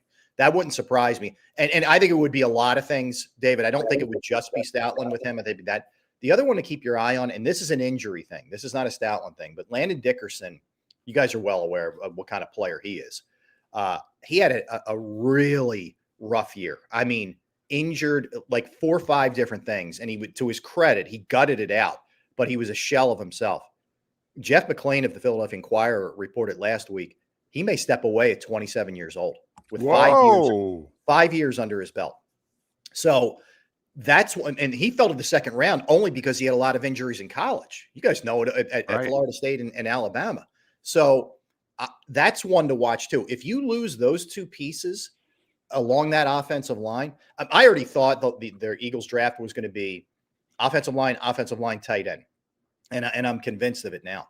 But if you lose them, man, that's a tough spot for a new offensive coordinator. Rob Ellis, WIP in Philly, the Eagles radio network. He handles the post game. Follow Rob on X, RLS Sports, RLS Sports. All right. With the new OC, does that mean they keep the wideouts because they're going to do things differently and this will make Brown happy? Or no, they're going to trade them and get what they can and move on? I don't know that he's ever happy. Okay. Does the day end in a Y? I mean, you're not really sure with AJ. He seemed to be in a really good place in all seriousness at the Super Bowl. And he seemed to be on board with sort of a regime change to a degree. But he's a mercurial guy, man. He's a tough guy to get a handle on. And it seemed like he wanted to come back, but it really could change if they get the right offer. It wouldn't shock me. I think he's back. I've been a flopper on this. I'll be honest. My sense is now he comes back. So you will have he and Devontae, but you may not have. I don't think you're going to have Dallas Goedert. So you're going to lose your primary tight end. This is a big time off season, David. And I know you got to hit the break, but so I'll be quick with this. I think both the coach and the quarterback, and it's crazy to say coming off a Super Bowl the previous year, are on the clock because they're going to such an extreme with the offense, so different that if Jalen Hurts can't get on board or isn't willing to get on board, I don't know how long he is for this. And I think it's unfair. There's so much smoke around Nick for a guy. All he does is win. My God, man. But there is a lot of smoke around this guy. You guys seemingly don't like him, and seemingly a third of the team is sick of him all the time. Yeah, I'm a fan. I'm an outlier, I think, when it comes to this. I just view it as, man, call him whatever you want. You want to call him a CAO, call him whatever you want. All the guy does is win. So I'm a fan, but it is a complicated thing because he doesn't call plays, because his offense didn't work. He and the quarterback have had sort of a back and forth. They seem to be okay now. I just think there's a lot there for a team that wins a lot. Plus, the owner and the GM are very proactive. They're not going to sit on their hands. They will make moves if they don't like what's happening. He's Rob Ellis, WIP in Philly. Follow him on X at RLS Sports, RLS Sports. Hey, don't be afraid to send me a winner or two occasionally. You're my guy. You know that. I got you. It's easy. I'll give you one right now. You want one right now? Rockets -7.5 over the Clippers tonight. Okay. All right. I got you. Okay. Appreciate that. We'll take it to the bank. And then, if it keeps going well, I'll keep calling you. If not, you just got to get Raj some lunch, please. Okay. Take care of your guy. That's all I need you to do. All right. Listen, if it's a carb, I'll purchase it and I'll consume it. You know that. Rob Ellis, as always, be good. All right. Try to stay warm. Thanks for everything. Rob Ellis, WIP in Philly, joining us once again here on Miller and Moulton, millerandmoulton.com. Pat Kirwan at the top of the hour. He's next. The Cape Coral Police Department is growing, and they want you to be a part of it. They're hiring new officers. Starting pay is between $74,000 and $90,000, depending on your experience. And with a $10,000 hiring bonus, you could be making $100,000. Enjoy paid holidays, off-duty details, plenty of OT opportunities. They're also hiring dispatchers and professional staff. So go to capecops.com. Capecops.com. Be brave, be best, be Cape. Hey, Southwest Florida, Jimmy the Beef Guy here. For you that haven't tried us yet, you gotta get in here and try my favorite 5 Chicago-style sandwiches. I got the Italian beef, I got the Italian sausage, the sausage and beef, the Maxwell Street Polish, and our soon-to-be famous breaded steak. Call us at either one of our locations in Bonita Springs and Fort Myers. And guys, when you're at the counter, don't call it gardenia. It's pronounced Jardiniere. Get ready, Southwest Florida. The Southwest Florida Ag Expo is back. Now's the time to save big with the Mega Pass, your all-in-one ticket to the fun, one low price. Get you one-day admission and unlimited midway rides. Mega Passes available online through February 26th at swflagexpo.com. Don't wait. Grab yours. Get ready for roots, rides, and real fun. Lee County, building a better community through business, sports, and tourism. Honey, you want to come out? I haven't seen you since Glass Doctor installed our custom shower enclosure. No thanks. Well, you can't keep eating breakfast in the shower, and laminating your magazines is getting expensive.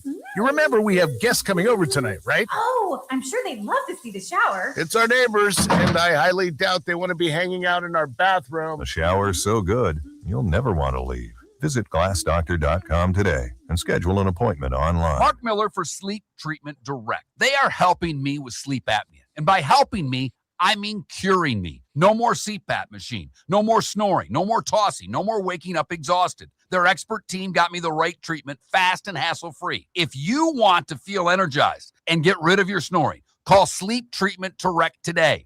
444-1741. That's 239-444-1741. Sleep Treatment Direct. Sleep safe and sound. At the Diamond District, we've built our inventory since day one. We never pass on beautiful jewelry. For years, we've chosen exceptional diamonds and fine jewelry. And when you buy with love for 2 decades, your vault fills with extraordinary jewelry. That's why we're emptying the vault now through Valentine's Day. Enjoy rare pricing on jewelry chosen to celebrate love, connection, and commitment. Will you be mine? Starts with diamonds from the Diamond District. Hablamos Español. Visit Jason and Todd at the Diamond District. This is Miller and Moulton.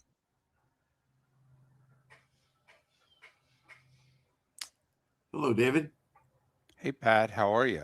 I'm doing fine. Where is Mark this morning? He Not is feeling it? Yeah, he's got a little bit of a fever because he had a lot of chemo yesterday. So he's resting. Good. Yeah. Yep. These are the days I told you, if you need more of me, just say so. Nope. We'll tough it out. Raj and I will get through. All right, boys. You to help out. Morning, Pat. Good morning. Yeah. Tracy Scroggins dies. Ugh. I know. He was young. 56. Yeah. Yeah. Good player. Yep. So what were the Pittsburgh neighbors cooking? I don't know, because after I left, I hung up with you, then my wife was ready to go out. She had promised to meet some friends at something. So I got in the car and left. And by the time I came home, they had consumed whatever it was. Because you were saying it smelled terrific.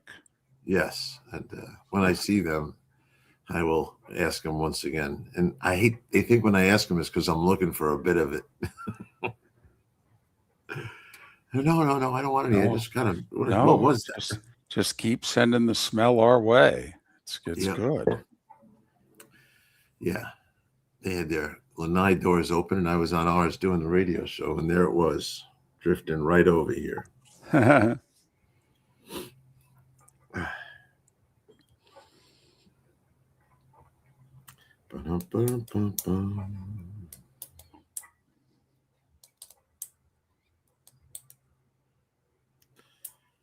Tired? You look tired, dude.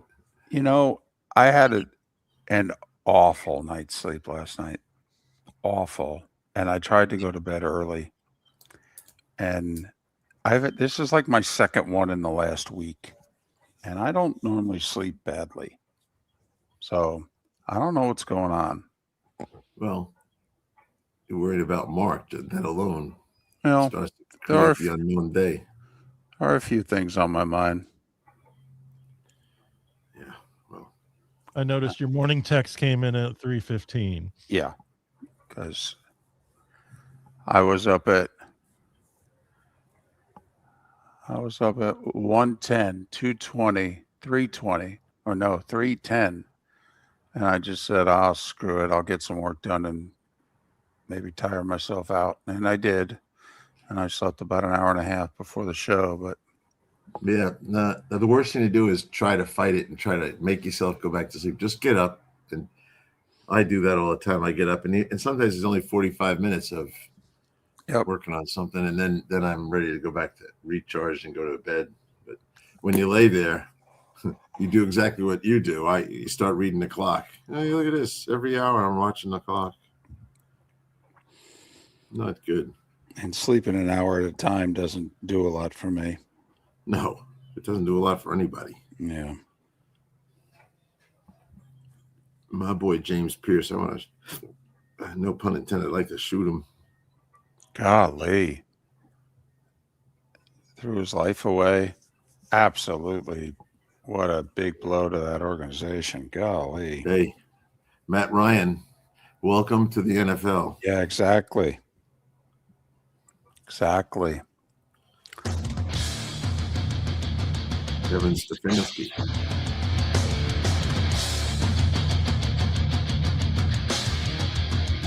You're listening to Miller and Moulton, coming at you from the Floor Meister Studios. Floor Meisters, keeping it real. And now, here's Mark Miller and David Moulton. Halfway home on this Tuesday, at least in Jacksonville, Tampa, St. Pete, and Fort Myers, Naples. Final hour of the show, Live Oak Lake City, surrounding areas, Port Charlotte, Venice, and surrounding areas. We are Miller and Moulton, millerandmoulton.com, Miller_Moulton on X. Mark off today. He's resting and could be resting for a few days. All right. They're ratcheting up the chemo portion of his post-bone marrow transplant. So we'll take it day by day with Mark, and I'll send all the good wishes from you his way. You can email him directly, mark@millerandmoulton.com.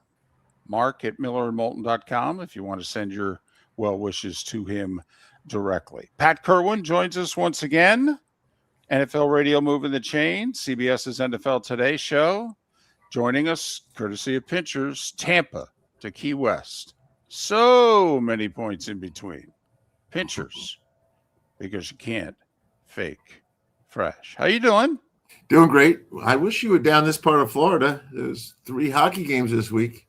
So we could really catch up and talk about football while watching hockey. Couldn't be any better than that. Nothing wrong with that. While sipping beers, we're pretty good at it. All right, open-ended. Seattle's performance. Super Bowl 60, the Seahawks 60-1 at this time last year, winning the whole thing. Your thoughts on what Seattle pulled off? Well, I think we spend so much time trying to present to the listeners and to all the fantasy football players stat guys, right? That's what the game becomes. You're just worried about how many catches, how many rushing yards, how many yards throwing, when the game is really played at the line of scrimmage. And I think this Super Bowl was the best example for the big guys of what happens when you control both sides of the line of scrimmage. The offensive line of Seattle and certainly the defensive line dominated.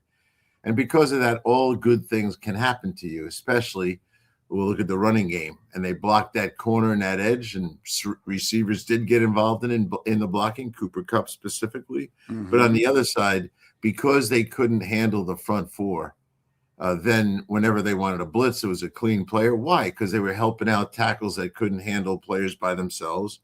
And so I think if you love football and not just the stats of fantasy football, you would appreciate that game, because it reminded us of how the game should be played. If you have the talent, that's hard to find that many big guys. I laugh about that a lot. Everyone would love to have that D-line, but do you have the willingness to spend the money, and are there good enough players to spend it on? And you and I have talked in the past about, just go look at the Seattle salary book. You don't have to do anything else to see where their priorities are. And they also, the performance of their quarterback, Sam Darnold, is in line with everything else Seattle's done through the Pete Carroll and John Snyder era right into this one. They have never wasted or used their own first-round pick on a quarterback, and they've been to 3 Super Bowls picking up guys, a third-rounder, a guy on the street, Geno, and then a guy that was bounced around the league, and the team that had him last year didn't want him back, and he won 14 games. So they have been clever, to say the least, on taking care of the most important position and not using what the traditional team does. And I think you and I have talked about how many teams had first-round quarterbacks. These guys like used cars. That's what I like to call them. And they get good used cars, and they go out there and they play well. There's no way of knowing the answer, but you watch a lot of tape. You watched a lot of tape of Sam last year with the Vikings. Yep. Kevin O'Connell is a hell of a coach, and he's really good with quarterbacks.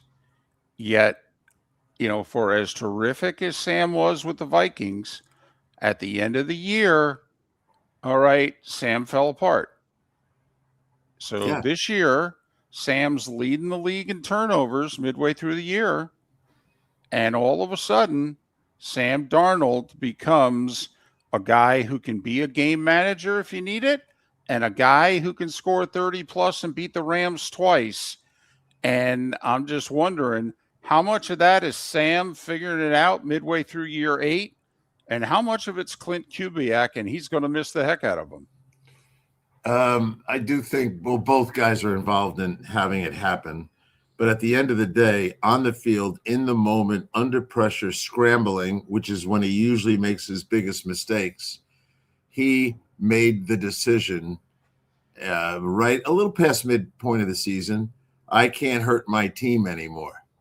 And he had, I think, one game with four interceptions. And I think that game basically was such a flashback nightmare to what happened at the end of his Minnesota year that he made the conscious decision to take a 2-yard gain or a sack rather than throw into dangerous coverage, which is what he did at USC. We've talked about this many times, and continue to do it as a Jet, a Panther. And I think going to San Francisco enlightened him to what he could be. And then he had to go out and prove it. And look at the consequences in Minnesota. They fired the general manager. And that was kind of in line with Sam getting to the Super Bowl. Yeah, and it was justified. I mean, first off, 3 of his 4 drafts were bad. And he got rid of a quarterback. First off, I mean, a year removed from Cousins winning 13 games, they were done with him. And then an hour removed from Sam winning 14 games. I mean, when did this guy think it was this easy to find quarterbacks to win games? He was short-sighted on the value of what he had in his building and thought, and this is a mistake a lot of GMs will make, the coaches, they carve out the direct path to the field starting for the rookie quarterback. And you and I have talked at many times about when they eliminate even competition. Well, we don't want any competition. We just want to give the kid the job and then move on from that. And so they make that mistake. But you could have had Sam Darnold in Minnesota on multiple ways. The franchise tag for a year, you could have put the 3-year deal he signed in Seattle, you could have got him on that deal. And we're going to get the kid on the field. That doesn't matter. If you're winning 14 games with Sam, you keep going. And my suspicion is that the coach wanted to do something like that. And then they didn't do it. And so think about how the potential possibilities if you just put him on that deal for 3 years. 1, he plays all 3 years and you go to a Super Bowl, like Seattle did. 2, after 1 year, the kid's ready to go and you trade him with 2 years left on a deal. You know how much you could have got for that guy? Let's say he won 14 2 years in a row as a Viking quarterback, and now you want to trade him. You would have gotten a nice handful of compensation for that guy. So there was so many ways this could have gone. The one way that it should not have gone is say goodbye to him and just let him walk out. A valuable enterprise like that to send out the door and let someone else have him. And that's why the GM is fired. Well, and Atlanta can't send Cousins packing quickly enough while at the same time saying we don't know if Penix is the future. I find if you conclude you're not sure about Penix, I have no idea why you're letting Cousins go, especially since he's only got about $20 million guaranteed left on his 2 years left on his contract. So Atlanta, I find interesting that they're shoving Cousins out the door while at the same time saying we don't know if Penix is the answer. Well, I don't think I talked to Cousins quite a bit for about 3 weeks there at the end of the season.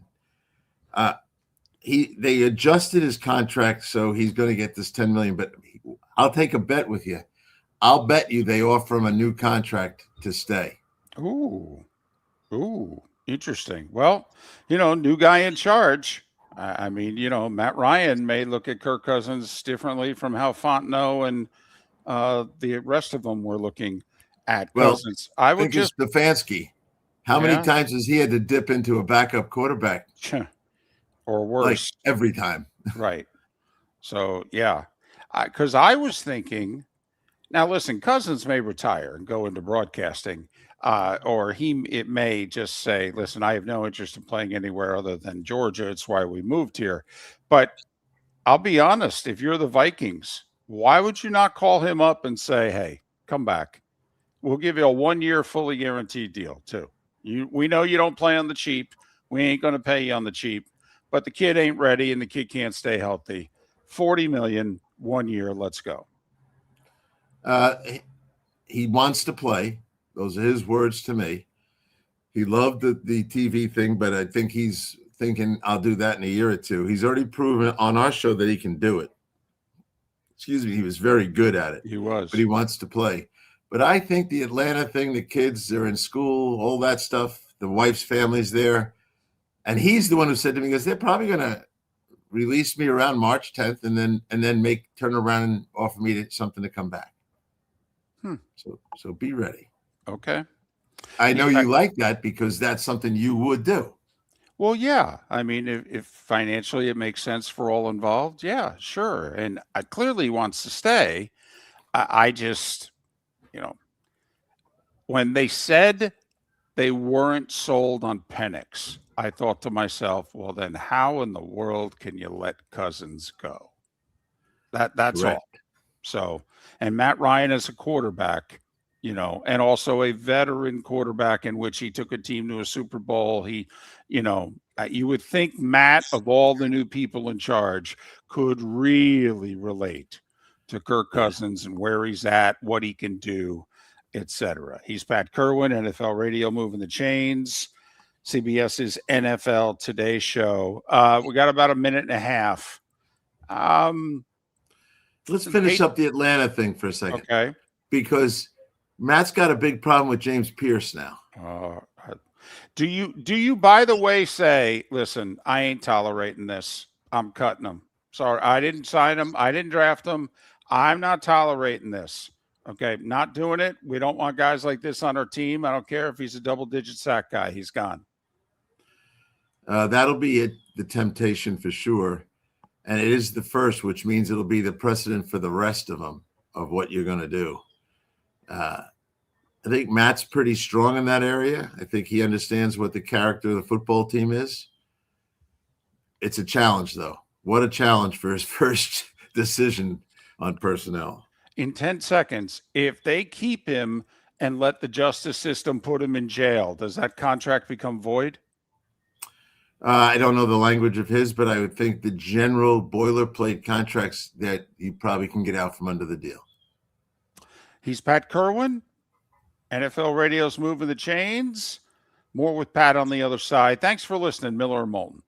Your roof is your home's first line of defense. At Pelican Roofing of Florida, Ronnie, John, and their team bring years of experience to protect what matters most, your family and your business. From residential repairs to large-scale commercial roofing, we deliver honest work, fair pricing, and quality you can trust. An upgrade on your roof can lower your insurance costs. Don't wait for a leak to turn into a disaster. Call the experts at Pelican Roofing today. 1-866-9-PELICAN. That's 1-866-9-PELICAN. Online at pelicanroofingcompany.com. CCC 1332512. Get ready, Southwest Florida. The Southwest Florida Ag Expo is back. Now's the time to save big with the Mega Pass. Your all-in-one ticket to the fun, one low price. Get you one-day admission and unlimited midway rides. Mega Passes available online through February 26th at swflagexpo.com. Don't wait. Grab yours. Get ready for roots, rides, and real fun. Lee County, building a better community through business, sports, and tourism. American Paint Supplies, for nearly 30 years, is your one-stop shop for all your coating needs. If you are a designer, a contractor, a professional painter, or a weekend warrior,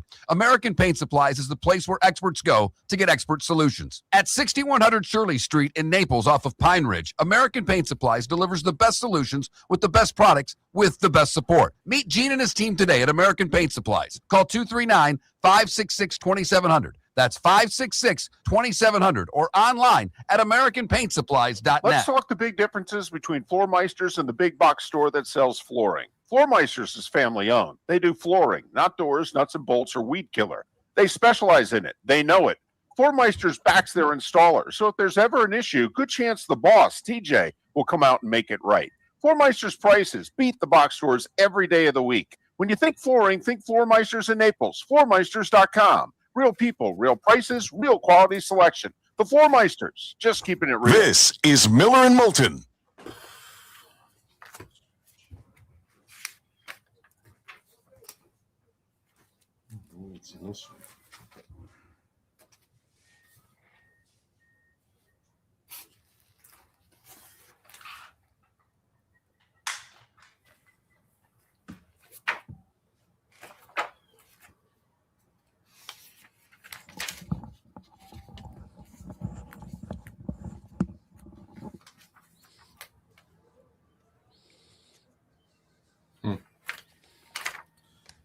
Where I put that?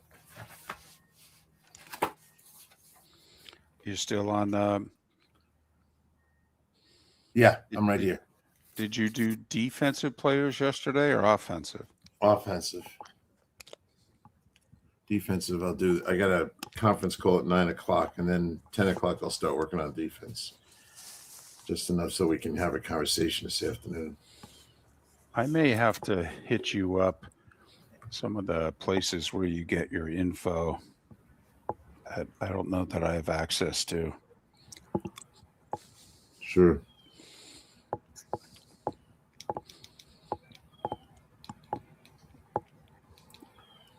I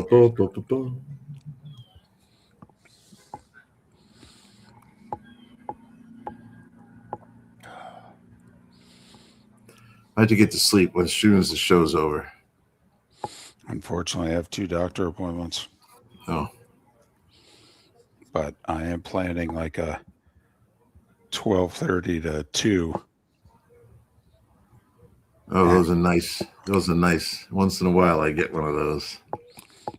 So I will say, I set my alarm yesterday. I took a 2-hour nap, woke up just before 2 o'clock. It's a good thing I set my alarm because that could have been a 4-hour nap easy. Well, that's probably another reason you didn't sleep very well last night. You took a 2-hour in the middle of the day. I don't know, though. 8 o'clock last night, I was exhausted. But yeah, a lot on your plate right now. Yeah, also, without going into detail, Pat, I'm just not the same guy I was a year and a half ago. Yeah. So, well, you're going to eliminate the college football scene. I'm so thrilled. And my travel will be so much easier just flying in on Sundays. Yeah.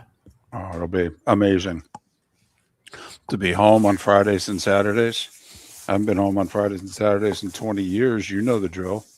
I know the drill for sure. And it's important to, that's why sometimes I think about relieving myself of a lot of things like Saturday radio. Yeah. That alone forces me to take the 6 a.m. flight on Saturday nights. Totally. Right. Because I have to be somewhere to do the show. Right. Yep. You know how much better that would make your life? Well, I also think if I would eliminate CBS, which I keep saying I want to do, and no Saturday radio, now I'm just doing a Monday to Friday like a normal human being. Will you do 2 more years and say goodbye after the Super Bowl? I don't want to go to the Super Bowl. It's an extra week, and it's like it's the fanfare and preparation is like a job unto itself. So that's funny. Joe Buck's longtime stats guy hates the Super Bowl. Hates it. Okay. Yeah. He has loved the fact that we haven't had a Super Bowl in 7 years. I'm angry at the two of them because we were supposed to do 2 of the next 3 Super Bowls when they left, and he's thrilled. Well, I'm from his world, and it's just more, like when they go to the championship game and that ends the TV responsibilities. I go right to the Senior Bowl and then the Super Bowl, but I don't stay for the game. I'm okay with that. I don't even like that much, but I'll do it. But sticking around there and doing the game and not getting out of there till Tuesday after the game, forget it.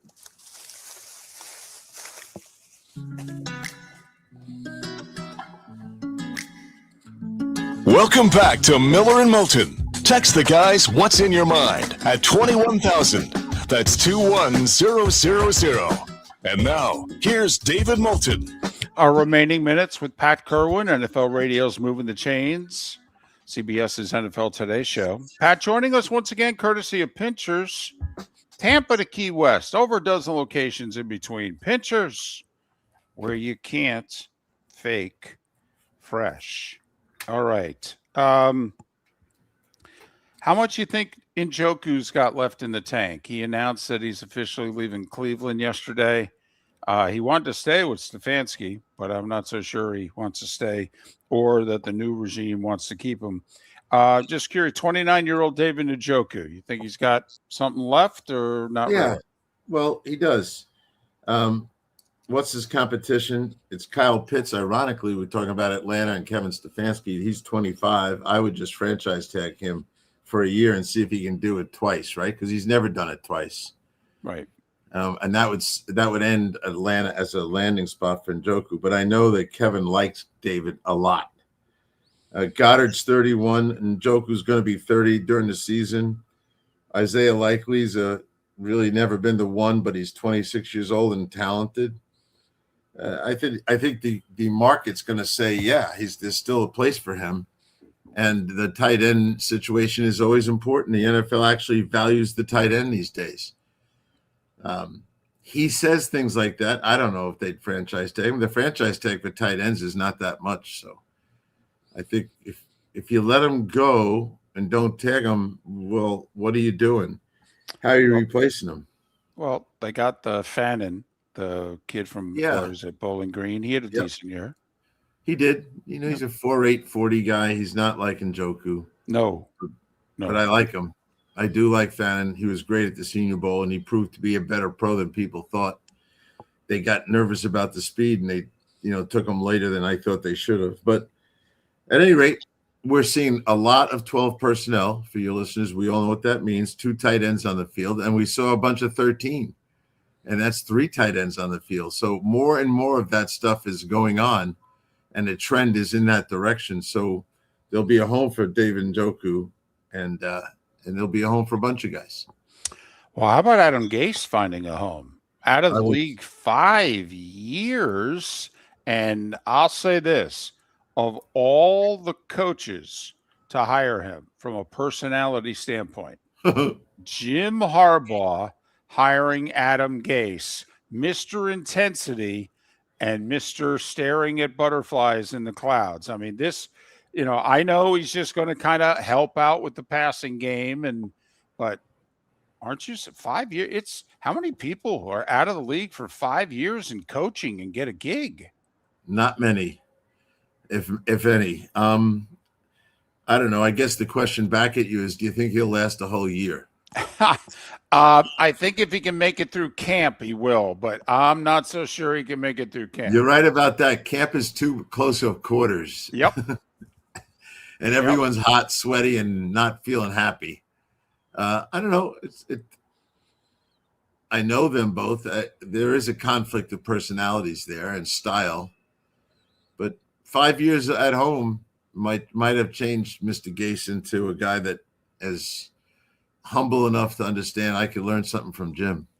Oh, well, I mean, heck, if 5 years out of the league, I'd come back and clean the floors if they'd, get me back into the league. So, yeah. Well, first I got to get you a job, then fire you and wait 5 years, and we'll get that mop out and you get going on those floors around the building.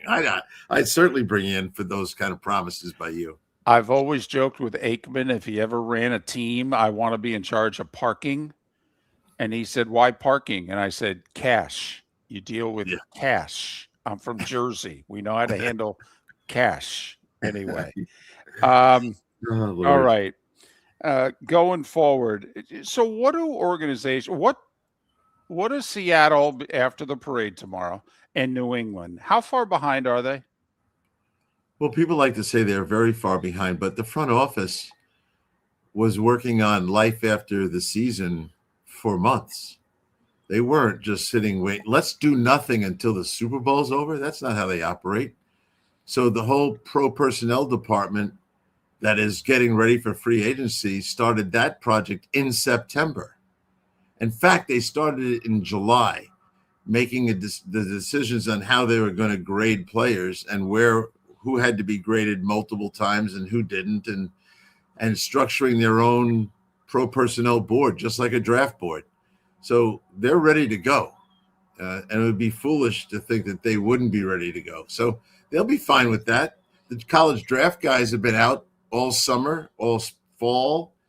They've been working on the draft board. They're not the decision makers, but they've collected all the information. And the other clubs haven't set up any draft boards yet.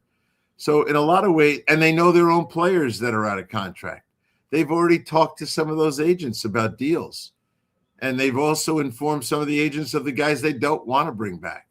So I don't think they're that far behind, but people, they're so far behind. And I heard it the other day on a show, they're a month behind. No, you can't afford to be a month behind. Do you think the Patriots were a month behind every time they went to a Super Bowl? No, hell no. Right. These guys know. And I think the guys, and John Snyder's been a Super Bowl GM before. He knows exactly what not to get caught being stuck on things. So they're going to be ready to roll just like everybody else. And they got a nice sale. Let's say they want to go out and get 2 free agents, specific position guys. Boy, you're selling the world champions to them. It's an easy sell. All right. In 2-3 minutes here, let's be the Patriots. You've been in postmortems as an organization. So how do you look at your offense? Do you look at the unit that was second in the league in scoring in the regular season? Or do you look at the unit who scored 67 points in 4 games in the postseason? Because let's face it, when you get to the postseason, you're going to face good teams. So how much do you take the regular season into account when you've got a 4-game sample in the postseason? Well, I'd start from, we can't let our quarterback get sacked 21 times in the postseason. We can't have that happen. So developing the quarterback further. We just talked about Sam Darnold's development. We have to help this kid get better for himself. We have to fix the offensive line. And we've got to talk about things we did. Do we want to be a team that bailed out on the run? I mean, there's a philosophical discussion coming up. How come we only ran the ball 13 times with the running backs? So I think there'll be that discussion. Josh McDaniels is a pro coach. He knows what he's doing. Assess that. Assess the offensive line issues. How are we going to get the quarterback to the next step, just like Sam Darnold got to the next step? We recognize that Caleb Williams got to whatever his next step was last year. So you still have to develop Drake May. He's not a finished product, and you know that. So we got all those things to figure out as we go forward. And then you have to think about the guy like Stephon Diggs. Do you really want to keep him around? He served a purpose this year. Mm-hmm. Maybe you don't want to keep. I'm just using him hypothetically. Maybe you're moving away from a couple of guys. You had him there to help the quarterback, but maybe it's time for a younger guy to be there, a cheaper guy, whatever. So they got those things to do. They're not hard to do. But people talk about personnel, coaches and personnel people, Elliott and the head coach, I sure talk about it every day during the year. They weren't waiting to the end of the Super Bowl to decide the future of this thing. The Super Bowl revealed a few things that are now clear in their minds that have to be done. He's Pat Kirwan. You can listen to him 3 to 7 weekdays, NFL radio, moving the chains. And he joins us twice a week during the season, courtesy of Pinchers, Tampa to Key West, all points in between Pinchers where you can't fake fresh. Pat, as always, appreciate your time, and I'll keep you updated on Mark. Very good. Thank you. And when you give me the go sign, I will send him some text and talk to him, but I won't do it until you say, hey, he's ready to handle. He can see and talk to everybody right now. So when I do send him stuff, it's always inspirational to hear back from him. Guy is a warrior. Yes, he is. Yes, he is. Pat Kirwan, kind enough to join us once again here on Miller and Moulton. Kevin Brockway is next. He covers the Gators. Are they peaking to win a natty again? Kevin is next. Let's talk the big differences between Floormeisters and the big box store that sells flooring. Floormeisters is family owned. They do flooring, not doors, nuts and bolts, or weed killer. They specialize in it. They know it. Floormeisters backs their installer, so if there's ever an issue, good chance the boss, TJ, will come out and make it right. Floormeisters prices beat the box stores every day of the week. When you think flooring, think Floormeisters in Naples. Floormeisters.com. Real people, real prices, real quality selection. The Floormeisters, just keeping it real. American Paint Supplies, for nearly 30 years, is your one-stop shop for all your coating needs. If you are a designer, a contractor, a professional painter, or a weekend warrior, American Paint Supplies is the place where experts go to get expert solutions. At 6100 Shirley Street in Naples off of Pine Ridge, American Paint Supplies delivers the best solutions with the best products with the best support. Meet Gene and his team today at American Paint Supplies. Call 239-566-2700. That's 566-2700 or online at AmericanPaintSupplies.net. The Cape Coral Police Department is growing and they want you to be a part of it. They're hiring new officers. Starting pay is between $74,000 and $90,000 depending on your experience. And with a $10,000 hiring bonus, you could be making $100,000.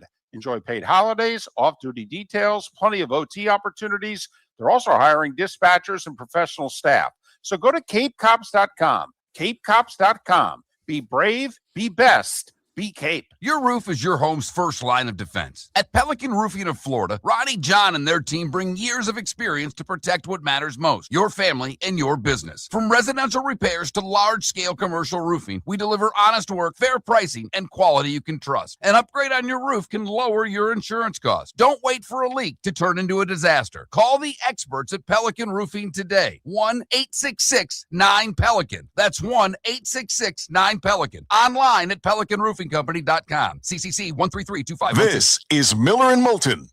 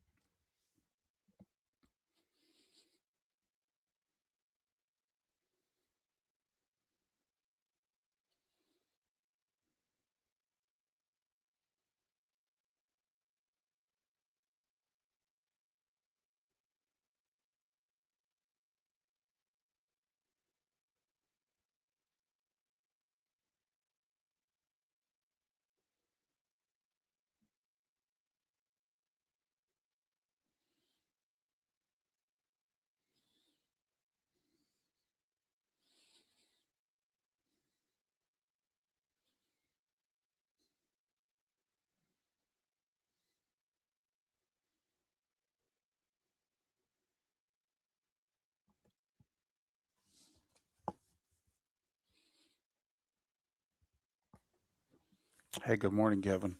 Good morning. How you guys doing? We're okay. Mark's, don't know if you heard, Mark's at Moffitt. He's recovering from a bone marrow transplant. Oh, geez. And he's actually surprisingly, he had done like 6 shows in a row, but he's, needing a rest today. Yeah, sure. Understandable. So he won't get back, quote unquote, home till probably early May. I mean, he'll spend. Give him my best. I will. Yeah, it's rough. You're listening to Miller and Moulton. And now, here's Mark Miller and David Moulton. 22 minutes till the top of the hour. We'll go from football to basketball. Kevin Brockway covers the Gators. Has for a while. Gainesville Sun, the Gannett, Florida Network. You can follow Kevin on X. Kevin Brockway G1. Kevin Brockway G1. Kevin, it's David. How are you? I'm doing good. Good morning. How are you guys? Well, we are fine. Thanks for doing this. So, as I was telling the audience earlier in the show, you know what a Gators national championship contending team looks like. I don't think this is a national championship contending team, but there are a lot of people that think it's becoming one. What have you seen here in the last 3-4 weeks? Yeah, I think playing to their identity better, attacking the basket, utilizing their front court, taking less threes, right? Like the Alabama game, they only took 13 3-point attempts. And I do think that, Boogie and Xavier are getting better in their own ways. They're getting deeper with Clavshar coming off the bench. And I think what's happening, too, is if Xavier gets off to a little bit of a slow start, then you see Clavshar pick up more minutes. And he is really coming on as a scorer and, is their best 3-point shooter. And they're defending a lot better, I think. And, with 3-point shooting, you can get by if you defend the 3-point line like heck. And that's what they've been doing lately. If you can keep that margin at the same in terms of 3-point makes, you can get by. So I think this team has a shot. And certainly, I think they're in a good position to win the SEC. You get that top 4 seed, you play in Tampa the first 2 games, then you get to the second weekend and, just let the chips fall where they may. And at that point, I think it'd come down to matchups. Are they beginning to become like a Houston team? A little. I would say that I still think offensively they're still a little more creative, but whether they execute, I think that's kind of the big question. But, just the physicality up front. I mean, they lead the nation in rebound margin. I mean, this is a, behemoth of a rebounding team. And Ruben Chignello has really taken a step forward, developing offensively to go with his rebounding. He's got 14 double-doubles on the season, David. And, the season's maybe half, 3/4 way over. I mean, this is a guy that could legit get 20 double-doubles this season. I mean, it's just amazing. And he's evolved and improved offensively down low in the post to go with what he does on the boards. He's improved his free throw shooting. I mean, he is really, I think his development, I think Boogie playing better has taken this team to a little bit of a higher level. And we'll see, how it finishes up. But I think they're in good position to at least, I just wonder, we know the SEC isn't as good as it was last year. How much isn't it as good as it was last year? Because we know the Big 10, we know the Big 12 are significantly better. And, when you get to that second weekend and face those matchups, I just wonder, if there's going to be a little fool's gold there, or if it's, really going to be a team that can, take that next step and then get to Indianapolis for the Final Four. So is this all about guard play at this point, that since they're so big, so physical, so tough, that they ain't going to lose a front court battle and they ain't going to lose a team rebounding battle against anybody?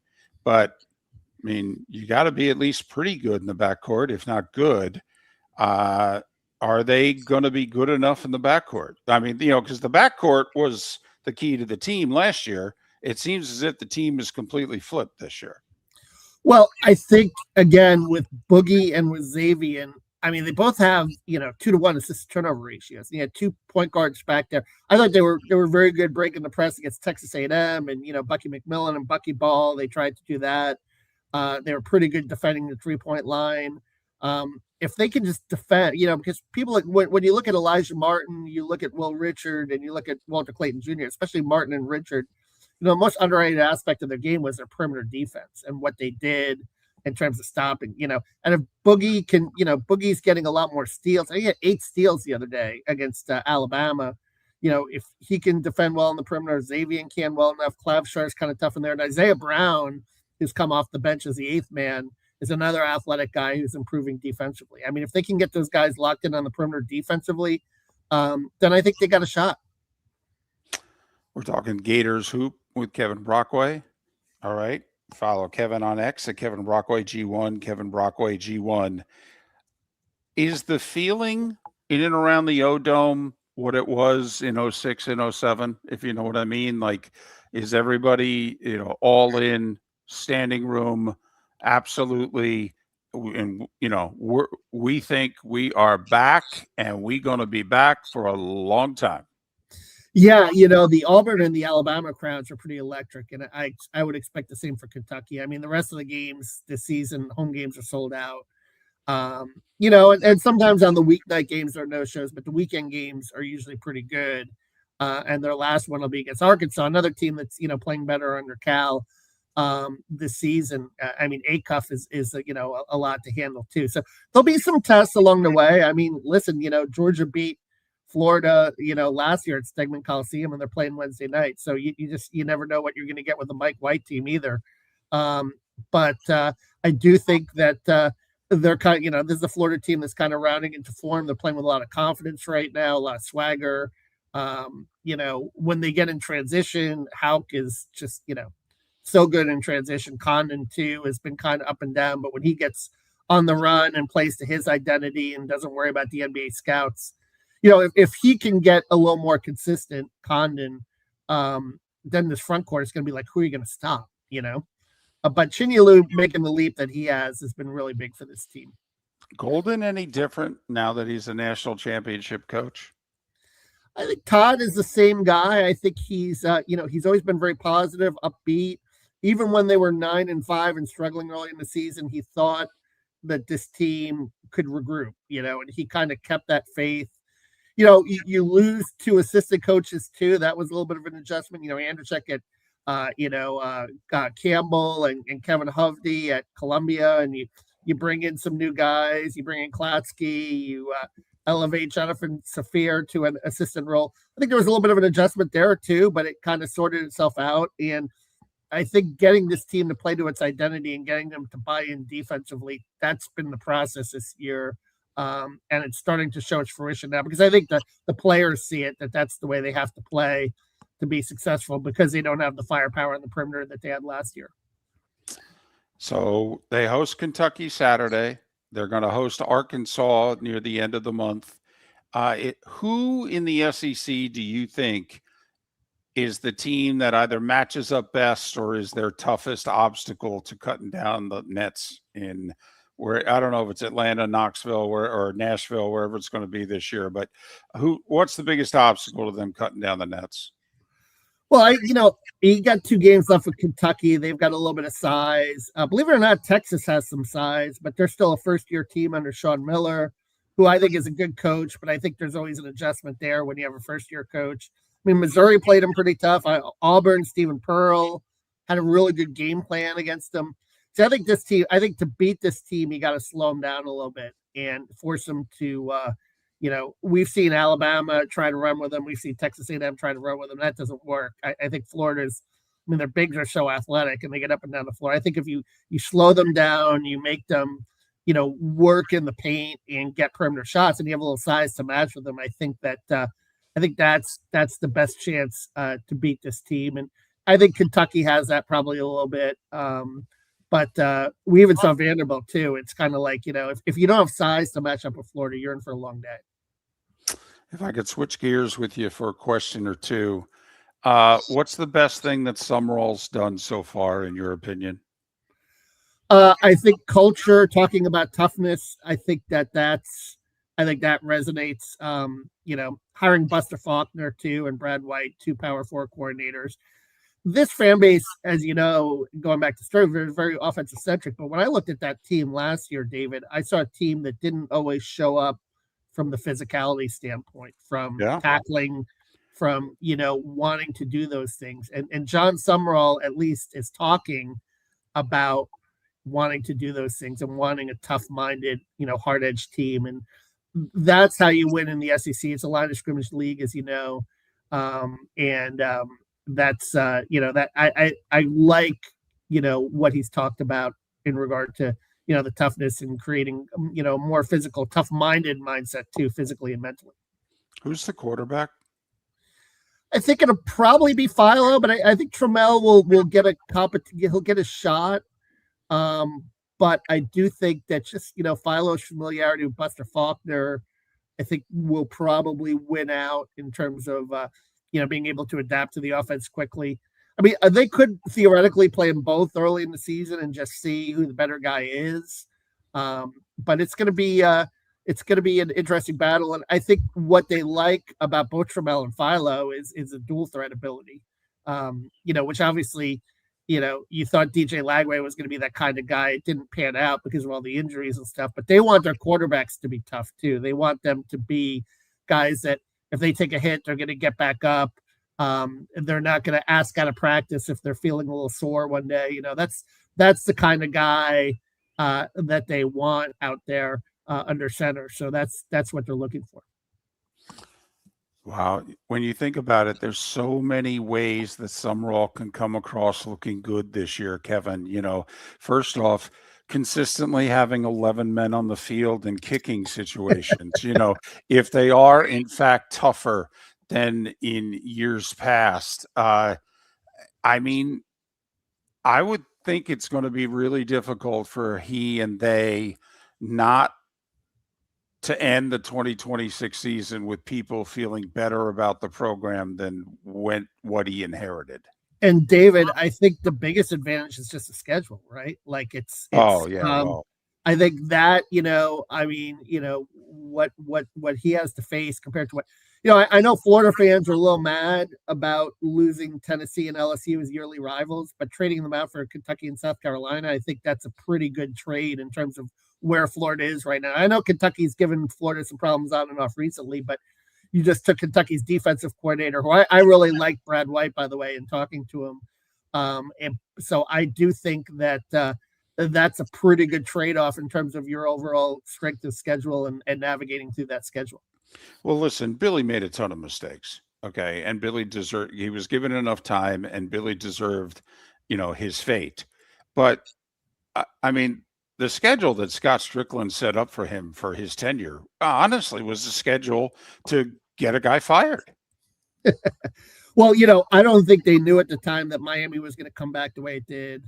And certainly, listen, but you got to credit Mario Cristobal. He had the same amount of time as Billy Napier to build the program, and he built it the right way, and Billy didn't. So I think that's why, those programs were where they were. For sure. So in some ways he sealed his own fate. But yeah, it was a couple of brutal schedules, and Billy in 2024 they kind of navigated a little bit and it looked like they were on a turn. But the USF game really kind of was the beginning of the end in 2025. Yeah, may have been more than the beginning. Kevin, thanks. Really appreciate it. Safe travels to Georgia. That'll be easy. And we'll talk again before Nashville, okay? All right, sounds good, buddy. Kevin Brockway, Gainesville Sun, the Gannett, Florida network. Follow him on X, Kevin Brockway G1, Kevin Brockway G1. All right. So we've covered some ground there in the last hour and a half. All right. And that was coming off the Stephon Diggs Cardi B story. I think we've had a moderately entertaining last couple hours. Not sure about the final hour. I will say, I was not prepared for good, bad, and ugly. What's on tap? Today was the day when. Don't know. We'll have some of it. I don't know if we'll have all of it. Mark will be mad at me. Trust me. I will hear about it, but I don't know. That stuff happens. that stuff happens. Mark not with us today. He's resting, and he needs to, and everything's okay. It's just, he's just had a bone marrow transplant and he's recovering, and there's, post procedures and chemo, and he needs to rest. And the next few days could be similar. In fact, it wouldn't surprise me if Mark's not with us for a week, but we'll see, because he really wants to be. And I know he's feeling isolated and bored. And that's why, if you want to reach out to him, Mark at millerandmoulton.com, feel free. He would love it. He's answering all the emails, I'm told. And so, I'm sure he'd appreciate it. But if by chance he does not respond quickly, please understand it probably means treatments, fatigue, and, give it time. But he has been touched by how many of you have reached out and what you've had to say. And thank you. Thank you. Because, he's fighting for his life here. And we think it's going to work out. Okay. We do. But it doesn't mean it's not a hell of a fight. A hell of a fight. Miller and Moulton. Final hour coming up on this Tuesday. Seth Everett will join us tomorrow. We'll probably have a few more guests than we normally do. Okay. A, post football, and B, just to make the show a little bit easier. But Seth Everett tomorrow. Final hour of today's show next. Your roof is your home's first line of defense. At Pelican Roofing of Florida, Ronnie John and their team bring years of experience to protect what matters most, your family and your business. From residential repairs to large-scale commercial roofing, we deliver honest work, fair pricing, and quality you can trust. An upgrade on your roof can lower your insurance costs. Don't wait for a leak to turn into a disaster. Call the experts at Pelican Roofing today. 1-866-9-PELICAN. That's 1-866-9-PELICAN. Online at pelicanroofingcompany.com. CCC 1332512. Let's talk the big differences between Floor Meisters and the big box store that sells flooring. Floor Meisters is family owned. They do flooring, not doors, nuts and bolts, or weed killer. They specialize in it. They know it. Floor Meisters backs their installer, so if there's ever an issue, good chance the boss, TJ, will come out and make it right. Floor Meisters prices beat the box stores every day of the week. When you think flooring, think Floor Meisters in Naples. Floormeisters.com. Real people, real prices, real quality selection. The Floor Meisters, just keeping it real. Mark Miller for Sleep Treatment Direct. They are helping me with sleep apnea. And by helping me, I mean curing me. No more CPAP machine. No more snoring. No more tossing. No more waking up exhausted. Their expert team got me the right treatment, fast and hassle-free. If you want to feel energized and get rid of your snoring, call Sleep Treatment Direct today. 444-1741. That's 239-444-1741. Sleep Treatment Direct. Sleep safe and sound. Think we only fix windows? Think again. Your local Glass Doctor Home and Business does so much more to upgrade your home. We custom build stunning shower and bath enclosures, install sleek glass doors and windows, and can bring fresh life to foggy or cracked panes. Need a glass tabletop or a statement mirror? Yep, we do that too. If it's glass and it's in your home, we're the team to call. Call the Glass Doctor, we fix your pains. Oh, yeah. Hey, Southwest Florida, Jimmy the Beef Guy here. For you that haven't tried us yet, you gotta get in here and try my favorite 5 Chicago-style sandwiches. I got the Italian beef, I got the Italian sausage, the sausage and beef, the Maxwell Street Polish, and our soon-to-be famous breaded steak. Call us at either one of our locations in Bonita Springs and Fort Myers. And guys, when you're at the counter, don't call it gardenia. It's pronounced jardiniere. Spring training is a big win for Lee County. Beginning next month, we will proudly host the Boston Red Sox and Minnesota Twins right here in Southwest Florida. It's more than great baseball. It's jobs, visitors, and $69 million in tourism impact for our local economy. Get your tickets at redsox.com and twins.com. Be part of something that strengthens our community. Lee County, building a better community through business, sports, and tourism. This is Miller and Moulton.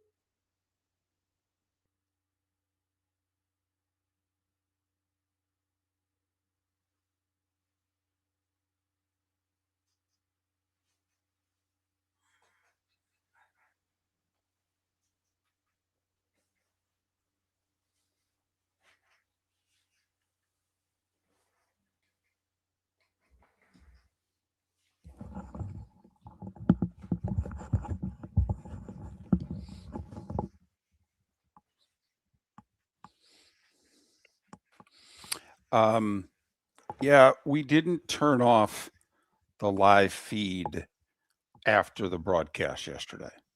Okay, YouTube and Twitch, we do both feeds at the same time, and we didn't turn the feeds off.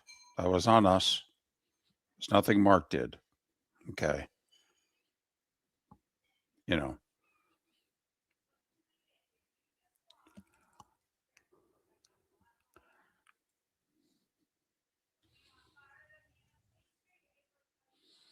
But we got to it, early afternoon, I think. I ended up turning it off.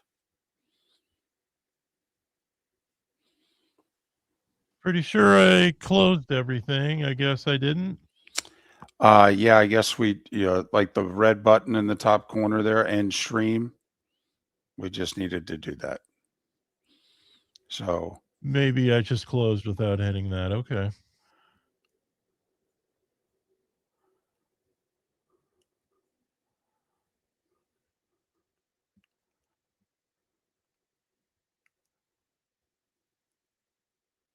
And usually the reason you have to do it is because you're running the ads. So, and like we need to, like I can disconnect as soon as this, we hit the out, and you have to wait at least like 2 minutes because you've got to run the local ads. So what I'm going to do today is just wait the 2 minutes and end it.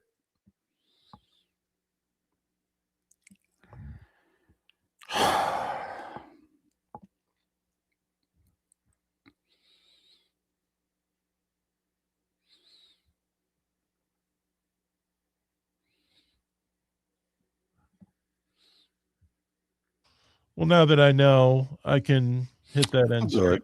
I'll do it. You've got a lot on your plate there. I'll just do it. It's 2 minutes.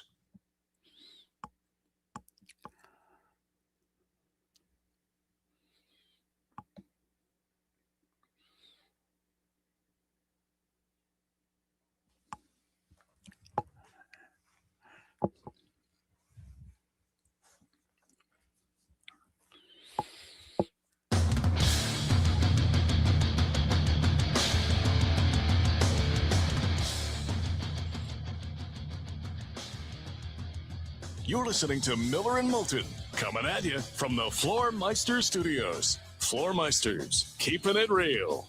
And now, here's Mark Miller and David Moulton. Final hour on this Tuesday. Mark is off today. Thanks so much for being with us, Miller and Moulton. MillerandMoulton.com, Miller_Moulton on X. Raj is keeping us flowing smoothly back in our Southwest Florida studios. Our apologies to some of our affiliates. It wasn't our fault. The folks that distribute our show screwed up. We were sending them the show and they weren't sending it out. So the first hour of the show, you'll probably have to go to MillerandMoulton.com and download what you missed. I'm going to talk about a subject that probably means a lot more to me than it does to you, but I really want to find out. So this has been a thing for about 20 years. I got out of local television because I saw the future coming. I may be an old soul and I may, hold on to things from the past longer than most, but I saw where the industry was going in the early 2000s. And I said, wow, they're going to get rid of local television sports. It's going to happen. And I was working for a station in a company who treated me really well. But the people who were in charge of the product did not have a love for sports. And they were heavily consulted. And I knew where the consultant and that agency was going. And I said, I need to get out. I had 3 years left on a contract when I walked in the boss's office and said, I need to leave.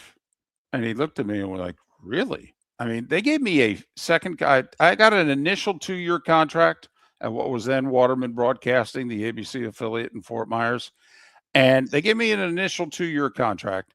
And then they gave me a 5-year renewal. And they gave me a sizable raise.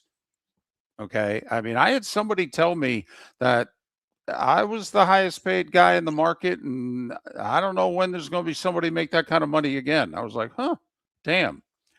But I also knew about midway through that 5-year contract, I don't think I'm going to get another contract because they're going to do away with my position.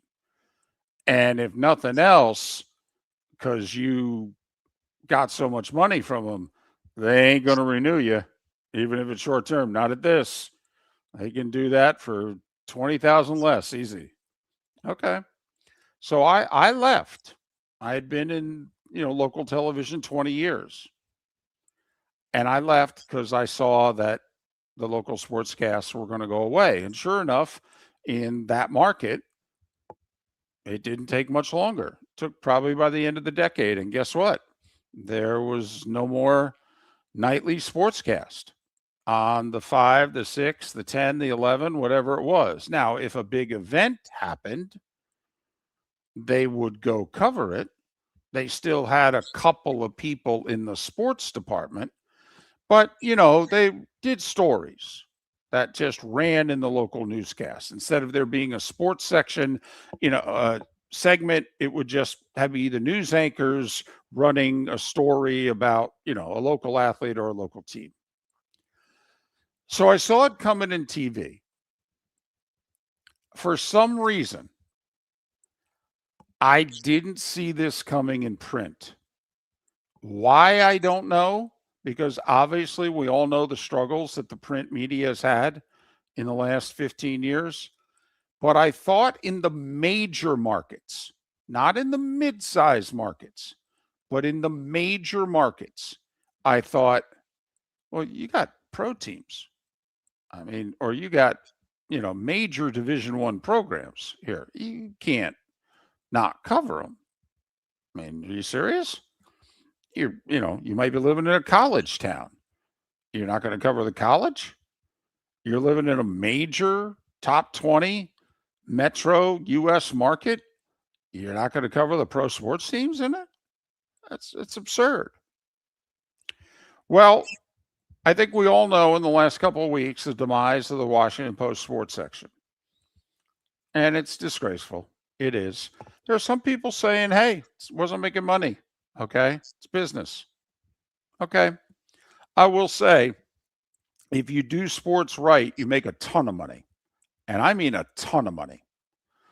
ESPN prints money. Now, do they print as much as they did 20 years ago? No. They still print it. Trust me. Print it. All right. The New York Post is in existence for its sports section. Page 6, the gossip of the celebrities and the sports section. That bankrolls the whole paper. All right. I live in Jacksonville now. Lucky enough that the folks that carry our show, they cover sports the way sports was covered in the 80s and 90s when I first got into the industry. Action News Jacks, they're a CBS and Fox affiliate. Man, if it moves, if it has a uniform on, if they keep score, they are all over it. They have a huge sports department. And I remember when I moved to town, a meeting with the guys, and I'm like, nobody does this anymore around the country. And he said, yeah, I don't know what to tell you. We sell the heck out of it. We make money. I'm like, oh, man, you guys should hold seminars. So now back to the big picture. There's a bit of a crisis in the Washington, D.C. sports market right now. And there's been a couple of instances in the last 24 hours. And I'm just curious. I want you to envision that it's your team. It's your market. Even if you are following this from afar, but you go online. You pay. Why? Because these teams mean a lot to you. And you want the local beat writers' coverage of the teams. And I'm assuming, most of our audience listening right now is in Florida. I'm assuming you're paying for it. And you have no problems paying for it, is my assumption. But I could be wrong. And if so, let me know. So the University of Maryland went to the University of Minnesota last night and played men's hoops. And Maryland's been really struggling. Buzz Williams is having a bad first year. While the guy that replaced him the guy that left has gone to Villanova and has had a terrific first year. So it's made Buzz look bad. The other thing is Buzz has not been media friendly. Buzz has stopped doing his radio show. They've lined up assistants that are doing it. They claim it was the plan all along. And I will say, the guy who handles the University of Maryland men's basketball media used to work at FGCU. I know him pretty well. He's a very honorable guy. Okay. He would not, in my opinion, publicly lie.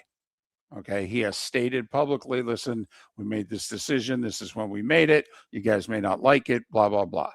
But Buzz hasn't helped him. Okay. Maryland won last night. I think it was just their second Big Ten win of the season. I believe it was their first road win of the season. You've heard us talk about, going to Williams Arena in the barn and winning in hoop.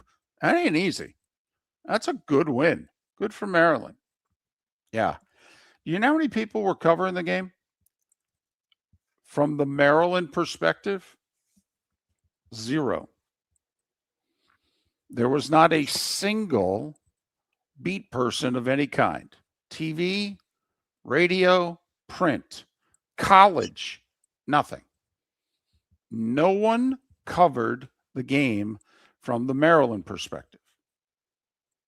So Buzz Williams, after the game, didn't hold the presser.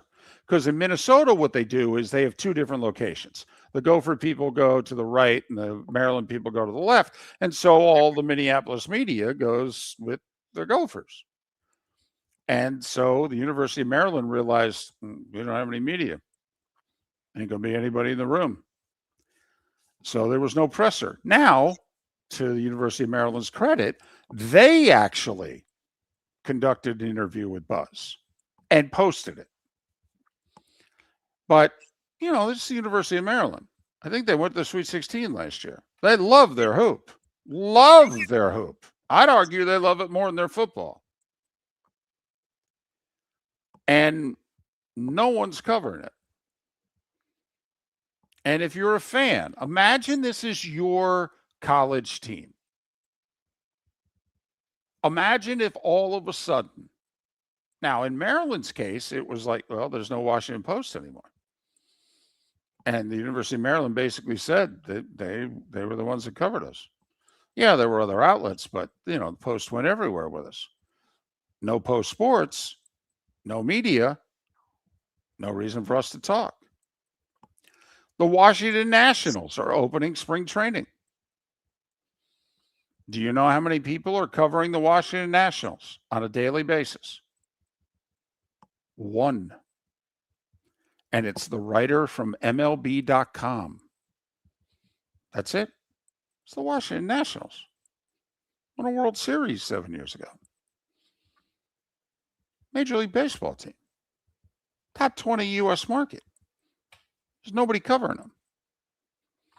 And I'm just curious, to you, the fan, you know who your favorite teams are. You know who the major markets are. And right now, you've got coverage because your market has not been as devastated by firings as the DC metro area has been. But if it can happen there, if the Washington Post sports section can go bye-bye, you don't think other sports sections can go bye-bye? And I'm just curious. Do you care about this? Would this bother you? You know who your teams are. And I want you to imagine that it goes away. Cold turkey. Corporate decision. Done. Would you go, oh, well, it's good while it lasted? Or would you go, holy blank, holy guacamole, what the hell's going on here? What do you mean my teams aren't going to have any coverage? What am I going to read? What am I going to go online? What videos am I going to download? What the heck? Because it's coming. It's coming. Because if it can happen in D.C., it's coming. Miller and Moulton. American Paint Supplies, for nearly 30 years, is your one-stop shop for all your coating needs. If you are a designer, a contractor, a professional painter, or a weekend warrior, American Paint Supplies is the place where experts go to get expert solutions. At 6100 Shirley Street in Naples off of Pine Ridge, American Paint Supplies delivers the best solutions with the best products with the best support. Meet Gene and his team today at American Paint Supplies. Call 239-566-2700. That's 566-2700 or online at AmericanPaintSupplies.net. Got a cracked window or foggy glass? Don't wait for the next storm to make it worse. Your local Glass Doctor Home and Business is just down the road and ready to help. From leaky frames to shattered panes, we've got the tools and the know-how to get your home or business storm ready. With flexible scheduling and our done right promise, you'll be in good hands. So before or after the weather hits, call your neighbors at Glass Doctor. Glass Doctor, Glass Doctor. Call the Glass Doctor. We fix your pains. Oh, yeah. Let's talk the big differences between Floormeisters and the big box store that sells flooring. Floormeisters is family owned. They do flooring, not doors, nuts and bolts, or weed killer. They specialize in it. They know it. Floormeisters backs their installer. So if there's ever an issue, good chance the boss, TJ, will come out and make it right. Floormeisters prices beat the box stores every day of the week. When you think flooring, think Floormeisters in Naples. Floormeisters.com. Real people, real prices, real quality selection. The Floormeisters, just keeping it real. Your roof is your home's first line of defense. At Pelican Roofing of Florida, Ronnie, John, and their team bring years of experience to protect what matters most, your family and your business. From residential repairs to large-scale commercial roofing, we deliver honest work, fair pricing, and quality you can trust. An upgrade on your roof can lower your insurance costs. Don't wait for a leak to turn into a disaster. Call the experts at Pelican Roofing today. 1-866-9-PELICAN. That's 1-866-9-PELICAN. Online at PelicanRoofingCompany.com. CCC 13325. This is Miller and Moulton.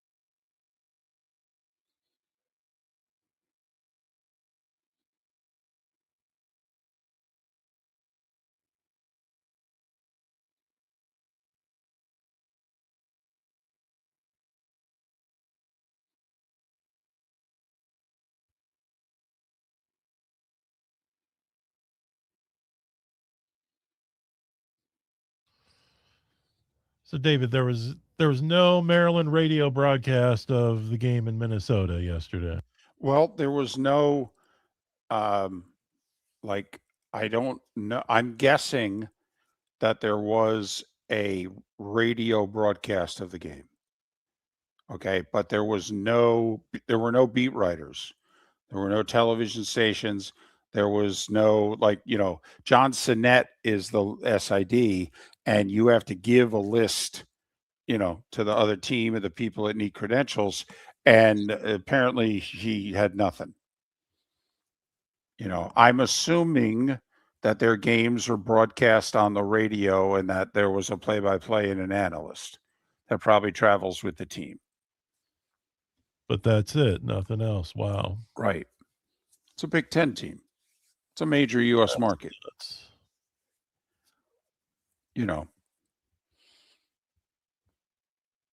Now, I understand that most of us get a good chunk of our sports from ESPN or some other national outlet, but you don't get that for your teams. I mean, you're a Purdue fan. Where do you go to get your Purdue coverage? It's mostly, stuff online, like Yeah, but where? It's pages, things like that. It's I honestly don't know if the local paper there has a Purdue beat writer anymore. I've been gone from there for so long, Right. and I haven't seen anything, on the internet like that. So I'm guessing they don't.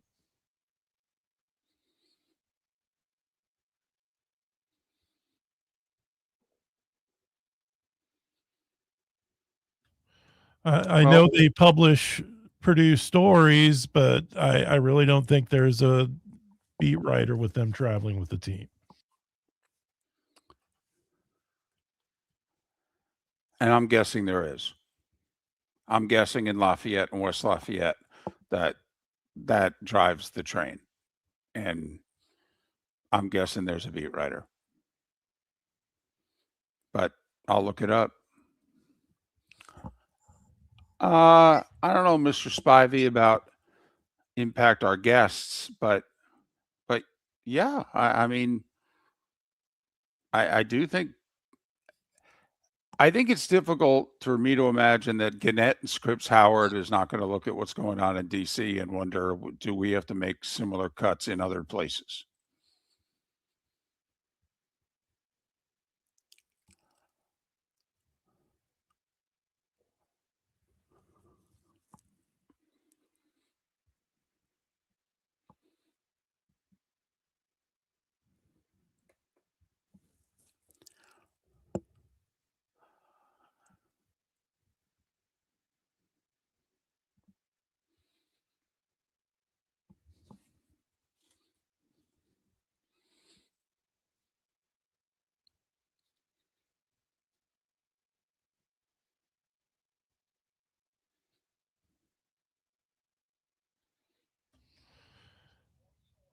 They do still have a beat writer. I just looked it up. Yeah.